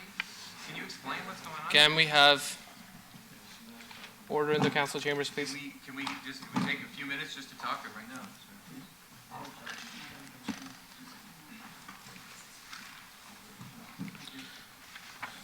Thank you, Madam Clerk. We have 1, 2, 3, 4. Do we have members online?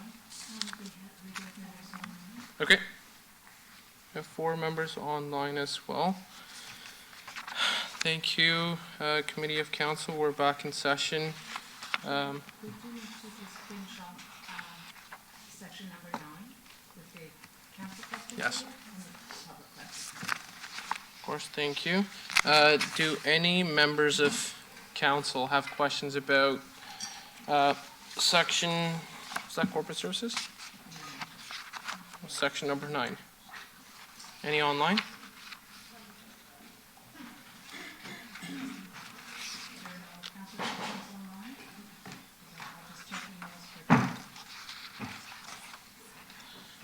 Thank you, Madam Clerk. Any questions from the public? Oh, I actually see Councilor Palashi on the board. My apologies. Thank you, Mr. Chair. Mr. Chair, I know that our deputy mayor is trying to do something good by putting forward, not overlooking our request per a delegation for the street closure.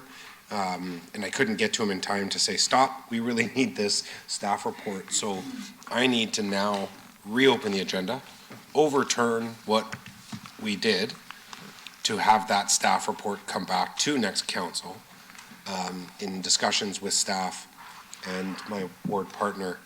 We really need that staff report on those Gita Park street closures to put forward the proper process in closing these streets at the request of the delegate. So is now that time that we can do that, or if you want me to wait until the end of? If we can do that now, I think that would be appropriate while we're still dealing with the section. So there's a motion. 6-4, I think. Or if Madam Clerk could actually advise how to go about this. Reopen the agenda? Let's go back to that 6-4.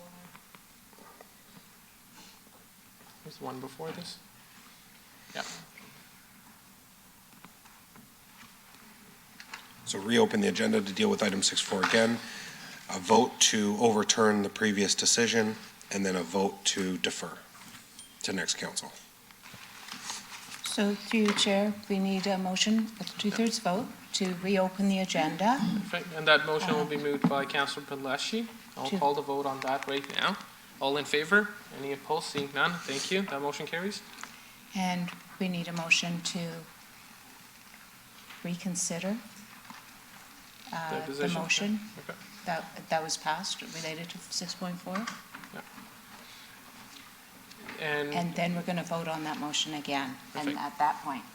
Perfect. Okay, so the second motion also moved by Councillor Palashi to reconsider the decision that was made at that time.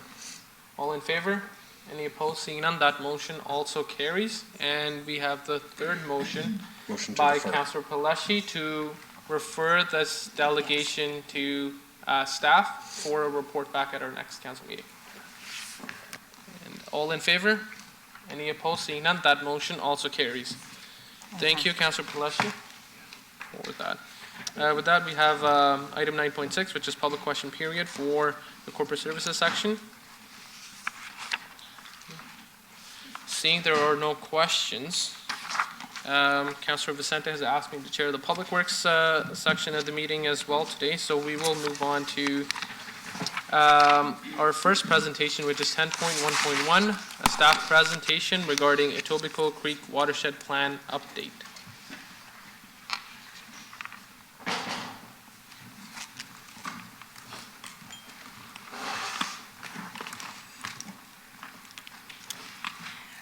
Thank you, everyone here, and thank you for having us here today.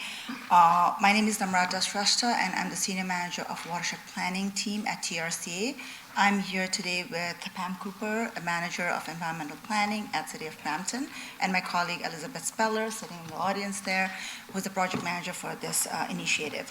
Pam and I will be providing you with a brief overview of the new Etobicoke Creek Watershed Plan, and we will highlight some of the key messages and priorities that are outlined in the plan that are relevant to the City of Brampton. Next slide, please. Next slide, please.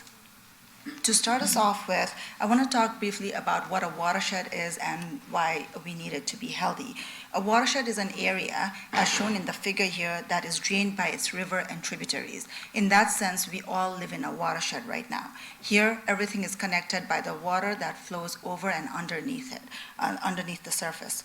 When we have healthy watersheds, we have all these benefits that are shown here in the slide that allows for a healthy and safe communities across the landscape. Overall, healthy watersheds help improve our community's ability to be resilient to climate change and also sustain all these benefits over long term for current and future generations. Next slide, please.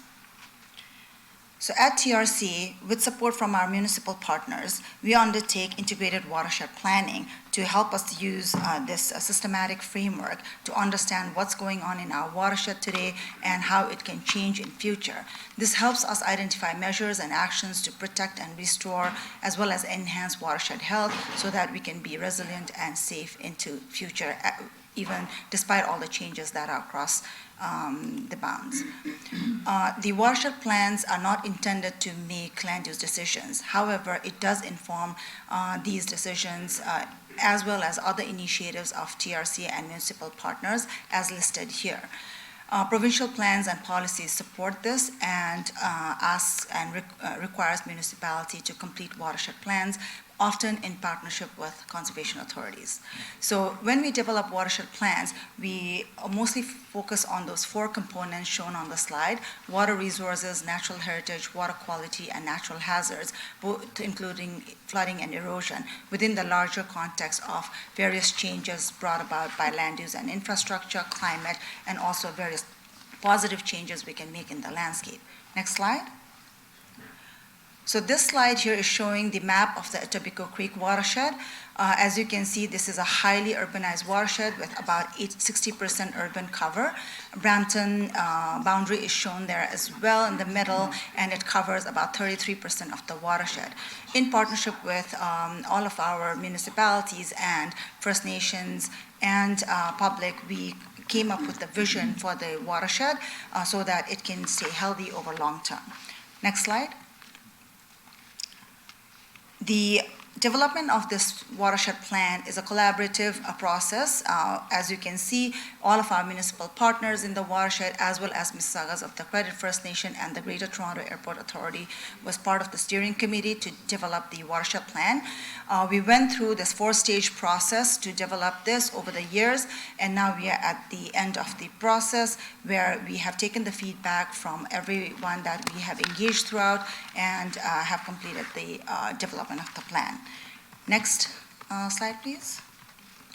So some of the key findings of watershed plan, Etobicoke watershed plan, is highlighted here. As with most of the urban watersheds, the conditions in the watershed are not that great and some immediate attention is warranted. And some of these are described here and also in the board report it is presented. Next slide, please. So the next stage in the watershed plan is to look at the future scenarios.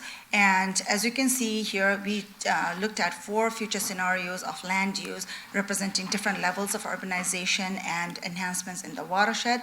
And what we really found was that with these urbanization changes, all of the 4 components are heavily impacted, and climate change makes it worse.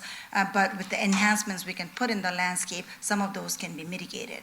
Now I'm going to pass it on to Pam to talk about the management framework that we developed. Thank you, Namrata. So all of this information came together to help us develop a management framework for the watershed plan, which outlines our priority actions to protect, enhance, and restore watershed health. For the City of Brampton, these actions in the plan closely align with and will be implemented through various policies, strategies, and programs that we already have at the City of Brampton. For example, the Brampton Plan, the Lake Enhancement Strategy, Eco Park Strategy, 1 Million Trees Program, and more. Next slide, please. And the plan also identifies priority areas to help focus implementation efforts. So the map on the right shows 23 sub-watershed priority restoration sites identified in the plan. And so focusing on restoration at these sites will improve habitat, connectivity, biodiversity, and will also help to reduce flood and erosion risks downstream by increasing natural cover and reducing runoff. And 8 of these sites are within the City of Brampton. Next slide, please. So we're actually already taking action on priority sites. The TRCA is currently working with the city on the Etobicoke Creek Wetlands Enhancement Project at 2 of their priority sites, Loafers Lake and Conservation Drive Park. Funding is supported by the Government of Ontario's Wetland Conservation Partnership Program. And the City of Brampton was awarded $2.5 million for the Etobicoke Creek Wetlands Enhancement Project. The enhancements, as outlined in our lake enhancement strategy, include improved shoreline, wetland habitat, viewing platforms, bioswale, and trail realignment. As well, there will be over 6,500 native trees, shrubs, and aquatic plants will be planted within the project area. This project is on track to be completed this year, and this important implementation work helps meet some of the management actions in the watershed plan. Next slide, please. There are a number of management actions that are focused on reducing natural hazard risks through enhanced flood and erosion mitigation. So the map on the right shows 6 flood vulnerable clusters in the watershed, and it shows some areas in the floodplain that are at higher concentration of roads and structures at risk of flooding and damage. TRCA will work with the city to continue studies and floodplain mapping in these areas and to implement flood mitigation strategies. For example, TRCA and the city have worked together on the Downtown Flood Protection Project EA for the Brampton Central area to find ways to protect downtown Brampton from future flood events. And this also ties in with the work that the city is doing on our climate change adaptation plan. Next slide, please. So the updated watershed plan and an engagement summary are available on the project website, along with an online interactive version of the plan, and that includes a map viewer, so you can actually explore some of the mapping layers. TRCA has already received endorsement from Mississauga, Toronto, and will be taking this watershed plan to Caledon as well. And then the final approval from TRC's Board of Directors will be attained later in the fall, after which the final plan will be released. So in conclusion, TRCA will establish an implementation steering committee with all of the municipal partners, including Brampton, to start implementing the plan and developing ways to track implementation progress. And implementation will continue for the 10-year life of the plan. This brings us to the end of our presentation. We'd be happy to answer any questions that you may have. Thank you. Thank you for that presentation. Screen's off. I have Councillor Palashi on the board. Thank you, Mr. Chair. Thank you very much for the delegation. Super excited to see everything that's happening with the Etobicoke Creek and all the new construction that's going on there with the watershed. Really want to ensure that residents are being updated on the construction, the process of everything that's happening. And as of this morning, I've had a number of complaints about the bridge that we've shut down from the Loafers Lake side to the park side, and I need this opened up. I don't know what the timeline is on the bridge, but this is a major, this is a major transportation corridor, this bridge that connects the two. There's no way around it other than, going up onto the streets. So if we can put some kind of temporary bridge beside it, if there's going to be some construction. I know that we actually had a resident that hopped the fence this morning, got into a little bit of trouble, but we need this opened up, and so whatever we can do, please, to make sure that connection still exists. If something else can be done, I don't know how long it was supposed to be shut down, but if there's something else we can do ASAP, Okay, through the chair, yes, I will definitely speak with the project supervisor. We did try to keep as much of it open for the summer. They are doing some trail work, and because they're ripping up the trail, they had to fence part of it off because of that construction work, but I will see if we can find an alternate. Perfect. Thanks, Mayor. Thank you, Mr. Chair. Thank you, received. Councillor. Thank you, Councillor Palashi. So, along with this, should we bring up the report 10.2.1, the staff report? I'm happy to receive and move, yep. Yep, perfect, okay. So Councillor Palashi has a motion to receive the staff presentation and the staff report as well. So all in favor? Any opposed? Seeing none, that motion carries. Thank you. Thank you for that presentation. Thank you. Next up, we have item 10.1.2. It is a staff presentation regarding Center for Community Energy Transformation update, along with item 10.2.2, a staff report for the same. Oh, it is you, yeah, thank you. Yes. Good afternoon to Mayor, Chair, members of committee, and staff. I'm just going to be providing an update on the Center for Community Energy Transformation since Council endorsed the recommendations from the Advisory Task Force. Next slide, please. Thank you. So in June 2019, Brampton Council officially declared a climate emergency for the purpose of deepening the city's commitment to the protection of our ecosystems and community from climate change. As we know, we've witnessed many effects of climate change in Brampton, as expressed through ice storms, heat events, and floodings. Next slide, please. In September 2020, Council unanimously passed a resolution to endorse the city's Community Energy and Emissions Reduction Plan, referred to as the CERP. And the CERP has GHG reduction targets and key priority actions for us to undertake. Next slide, please. Also in September 2020, as a means of meeting our targets, Council unanimously passed a resolution to establish a Center for Community Energy Transformation, referred to as the CSET, and they recommended moving forward with creating this not-for-profit organization. CSET also supports the Brampton 2040 vision, as a key theme in that document was the creation of a nonprofit institution to take on the role of a change agent for sustainability and the environment. Next slide, please. CSET has made a lot of progress to date. In 2021, they had an advisory task force which created the nonprofit and established the bylaws for that nonprofit. The CSET board was established and officially incorporated as a nonprofit. In 2023, they recruited their executive director, Tony Iacobelli, who is here with us in the audience this afternoon.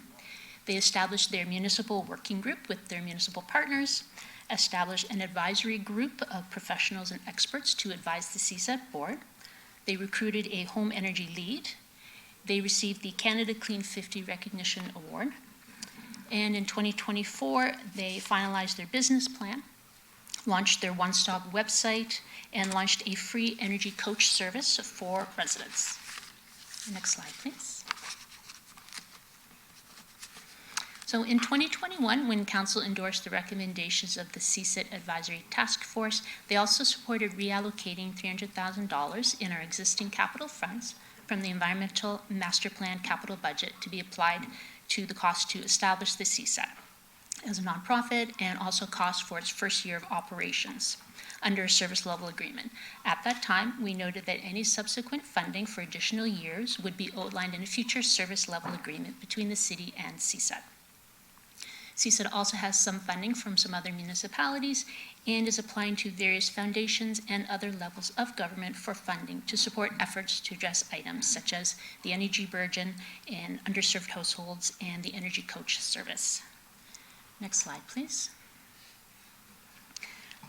They have several accomplishments to date to note since they were incorporated as a nonprofit. They've launched a free energy coach service and related community engagement. They have a business plan completed. They're exploring and advocating for funding for joint projects with FCM and other agencies. They have free energy saving kits available to residents. They have tips for people to be handy at home and do residential retrofits to their home to provide comfort to them and lower their energy bills. They sponsored the Ontario Geothermal Association Conference in 2024. And right now, they're planning a district energy workshop in the fall in partnership with the Danish consulate. Next slide, please. So CSET's mandate is focused on bringing together partners to carry out different priorities, and their focus areas are home retrofit programs, district energy, ICI efficiency, and outreach and engagement. And two of their priority areas really align with priority projects that are in our SERP, which is specifically residential energy retrofit programs and district energy. And CSET can assist the city to help reduce our carbon emissions by focusing on these priority areas. Next slide, please. So as this report is aligned with advancing our environmental and sustainability initiatives in Brampton, and we already have existing funds in our environmental master plan budget, and since CSET is advancing key projects that are aligned with our SERP, the report recommends entering into a new service level agreement with CSET to support these initiatives, and that the Commissioner of Planning, Building, and Growth Management be authorized to negotiate the SLA and be delegated the authority to execute that SLA. And we would also like to continue to support CSET in their review of different opportunities to work with and seek funding from other agencies, organizations, and levels of government. Thank you. Thank you for that presentation and the update. I don't have any questions on the board, so I will ask Councillor Keenan to move a motion to receive this presentation and the accompanying staff report 10.2.2. And with that, approve the recommendations that are in the report as well. All in favor? Any opposed? Seeing none, thank you, and that motion carries. That we will move on to item 10.3.2, the minutes of the Environment Advisory Committee. I held these meeting minutes just to highlight that in these meeting minutes, part of that meeting, there was an update to how the City of Brampton will be making there's changes that we're making to the selection and vetting process of the environmental awards. In that, there's changes that have been highlighted that the committee will no longer be, the members of the committee will no longer be the ones making those selections for the award because of several conflict of interests. However, I would also like to move a motion at this time actually to add, to further add that the award recipients that get shortlisted or selected to be consistent with our city policy when we do any other awards is that that list comes before council for approval, and council makes that decision before we award those awards to the recipients. So I would be moving that motion forward at this time, if you can encapsulate that.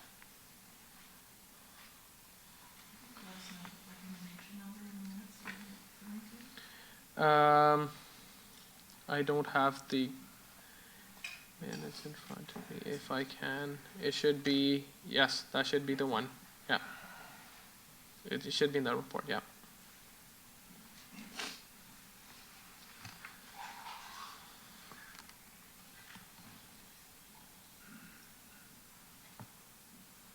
So we would add another point to that recommendation.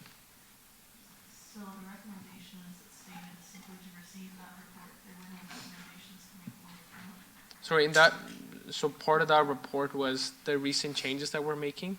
Just want to add on to those changes, part of those changes, an additional change. So whether that's through a simple motion that I can bring forward right now to say that part of the selection criteria and as awarding these awards, that short list needs to come before council for approval before we hand these awards out, similar to any other awards that the City of Brampton gives out.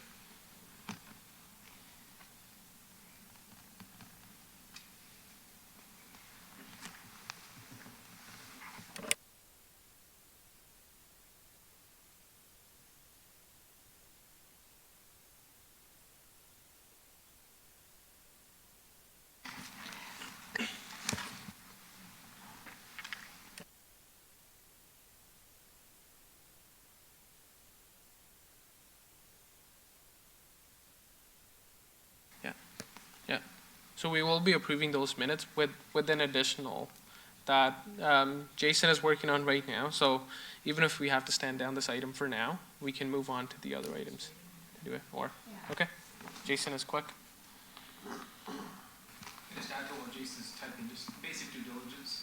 We had one instance, I don't need to mention the name, where, requested a background check was refused, and it could have led to an instance where the city was embarrassed. And so just basic due diligence, like we do for all other city celebrations now, that we're not celebrating the individuals that are bringing this corporation, the city of Brampton, into disrepute.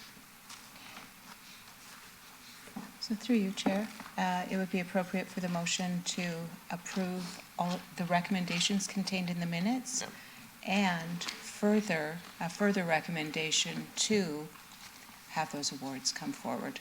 We'll wait for Jason's wording of that particular part. I think that wording works that you have up on the screen right now.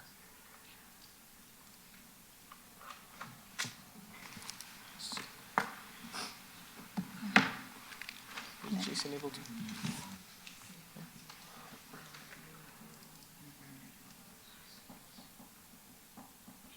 We can, if, I'm looking at Jason to see as well if he's okay with this wording. Otherwise, if we're waiting for additional wording, then we can stand this down, deal with the next item that we have, and we'll come back to this. Yeah, okay, perfect, thank you. We'll stand this down for now. We'll just wait for Jason on that one. We'll move on to the next item for now, which is item 10.3.3, a discussion item at the request of Councilor Medeiros regarding recent flooding in relation to weather incidents. Thank you very much through you, Mr. Chair, and thank you to staff who've been dealing with this issue. I know predominantly in Wards 3 and Ward 7, if I'm not mistaken, there is flooded homes, and I've received, and Councilor King and myself and Mayor Brown, we've received correspondence to that effect. And one of the outstanding issues, especially when you have weather-related issues, is liability. And I was just hoping that staff can maybe comment on, because I had residents really upset with us, suggesting that it was the City of Brampton's fault, that they contact Peel Region, and Peel Region staff had a difference of opinion. So really responsibility, and now from my understanding that it's really individual homeowners, and so now the whole discussion of backwater, the backflow, and the cost of that, and I do know our emergency folks have put in an application to the ministry. So if I can just get sort of a sense, just of an update, more for public record, because I understand there's a lot of impacted residents, and there's a lot of sort of discussion in the community about what really transpired. Through the chair to Councilor Medeiros, maybe I'll start on the emergency management part and then pass over to Commissioner Pilateras. So with respect to emergency management, the city has applied for the Disaster Recovery Assistance for Ontario's program. That will take weeks to months. We submitted July 29th. We're actively checking in with the ministry to see when that'll be approved. We did canvass the areas to make sure we got a good indication. The ministry then will do an assessment and then provide us an indication if the individual homeowner can apply for funding for parameters that would be covered with respect to people that have insurance or don't have insurance, and there's different income levels and thresholds that different groups can apply for. We would not qualify for the municipal disaster recovery program, because one of the big requirements for that is the damages have to be over 3% of the total tax roll to the municipality, which I don't have the exact number, but I'm going to say it's probably in the $20 million range. But maybe I'll turn it over to Commissioner Pilateras to talk about some of the backflow prevention. Through the chair to Councilor Medeiros, overall, we would say that the city's storm infrastructure did operate as intended. For major storm events such as this, it is by design that you're going to have overland flow. The city's operations staff was very proactive ahead of the storm, getting out, making sure that catch basins were not obstructed, that sewer pipes were flushed and water could flow, and obviously during the storm and thereafter continue to do that. There were some incidents of impact to private properties, which do appear to have been caused by the sanitary sewer backup, and those residents are working with Peel Region. As Commissioner Boyes mentioned, the region does have a backwater valve subsidy program that is available to residents that basically helps offset the cost of that backwater valve installation. And thank you, through the chair. I thank your staff, because I know they've met with many residents.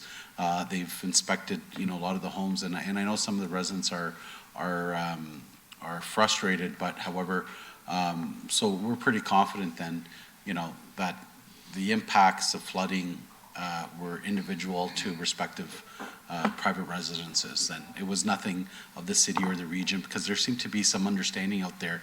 Just on one street, I had several residents just contact me saying that, they were told, by staff that, the city's system, for lack of a better term, was outdated or was blocked, but, we're pretty confident it was just, it's one of those weather storms, and unfortunately, private residents,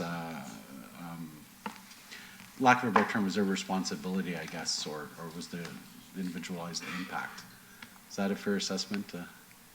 Through the chair to Councilor Medeiros, it is unfortunately with major storm events such as this, there are some impacts associated with just the way the overland flow routes work with respect to the stormwater draining. Okay. Well, thank you, and thank you to the emergency management staff were excellent, and Public Works, and just reaching out to the residents and helping with the application. So if we can at least ensure that there's a channel of communication with staff, with residents, about what's happening and so on. And in general, they've been pretty responsive. So I thank you to staff. Thank you. Thank you, Councilor Medeiros. Can we go back to the item 10 point? I'm on the board, Mr. Chair. My apologies, I didn't see that. Councilor Fortini. Yeah, thank you, and thank you, Councilor Medeiros, for bringing this forward. Just to start, a quick question. I know the region, they do give grants for this on the backwash valve, but can we have something about maybe removing the permit issue, because a lot of them have the permit if you want to help on our side.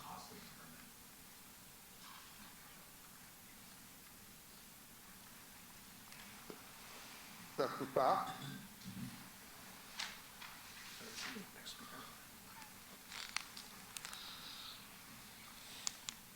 Through the chair, through to Councilor Fortini, certainly we could take a look at that, waiving that particular fee as part of the building permit issuance, and perhaps inform council by way of a briefing memo as to what that implication would be financially to the city.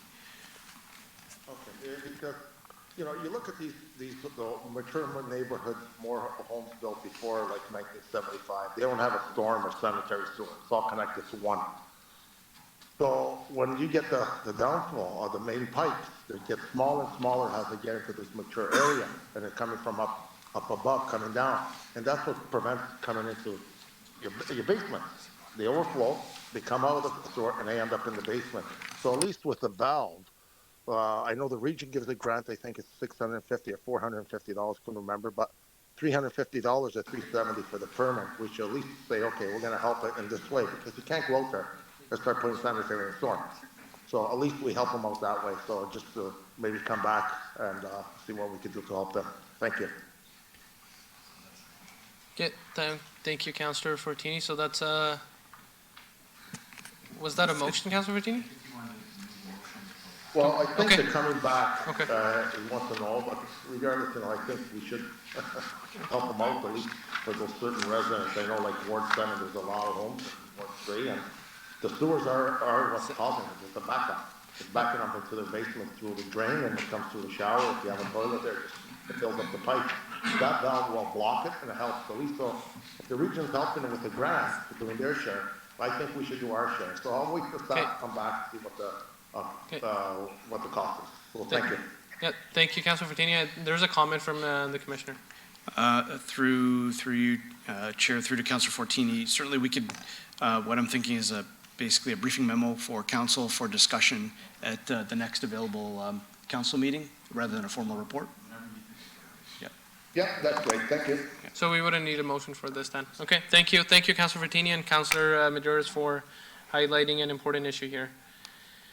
If we can go back to item 10.3.2, we have a motion now for that.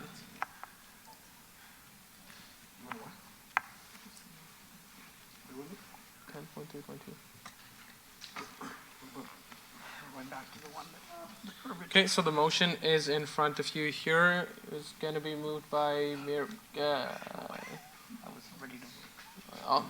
It's moved by Mayor Brown, as seen on the screen here. All in favor? Any opposed? Seeing none, thank you, and that motion carries. I don't think we need a motion for 10.3.3. That's going to be a memo from staff. Thank you. Moving on to council question period for this section of the agenda. Do any members of the council have any questions? Seeing none. There's Councillor Fatini. I think your hand is up from before. Do any Thank you. Item 10.6, public question period. Do any members of the public have any questions? See one question here from Sylvia Roberts. Please come forward. Hello. So there's a couple of questions here. The provincial government recently gave us a grant of money to help with Riverwalk. That money had previously been allocated from our flood control projects. As part of the Etobicoke Creek watershed plan, it did notice that there's a huge section of Bramalea, the Spring Creek area. It's between Dixie and Bramalea, all the way from the 407 to Bramalea City Center. There's a significant amount of that that is considered in the floodplain by the TRCA. Will some of the money freed up from that go towards alleviating some of the flood restriction or the flood issues in Bramalea?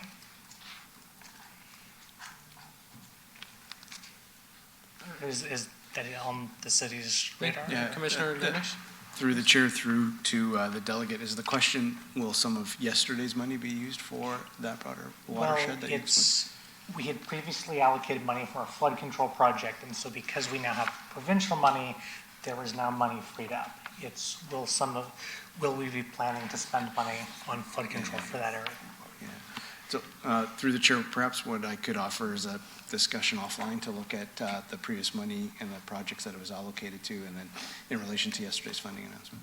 All right, and then the other thing is, I believe there's 2 different floods this year that closed major sections of the 410. If that's on the city's radar for flagging to the MTO, because I believe at one point the 403 to the 410 interchange, they had a bunch of that closed down due to flooding, and then that was in July, and then there was also, I believe, some issues in August. And so if that is on the city's radar to flag to the MTO and the provincial government, because that's kind of the highway for Brampton, if we can get some flood control stuff for that, so we don't have that happen repeatedly. Okay, thank you for that question as well. I think when you have that offline discussion with Commissioner Ganesh, if you can bring that up. Okay, perfect. Thank you for that question. Moving on to, there's no items in the community services section, so I will move on to the legislative services. That all items were in consent with 12.3.1 deferred. So council question period for this section. Do any members of council have any questions regarding the legislative services section? Seeing none, do any members of the public have any questions regarding this section? Thank you, Madam Clerk. We will move on to,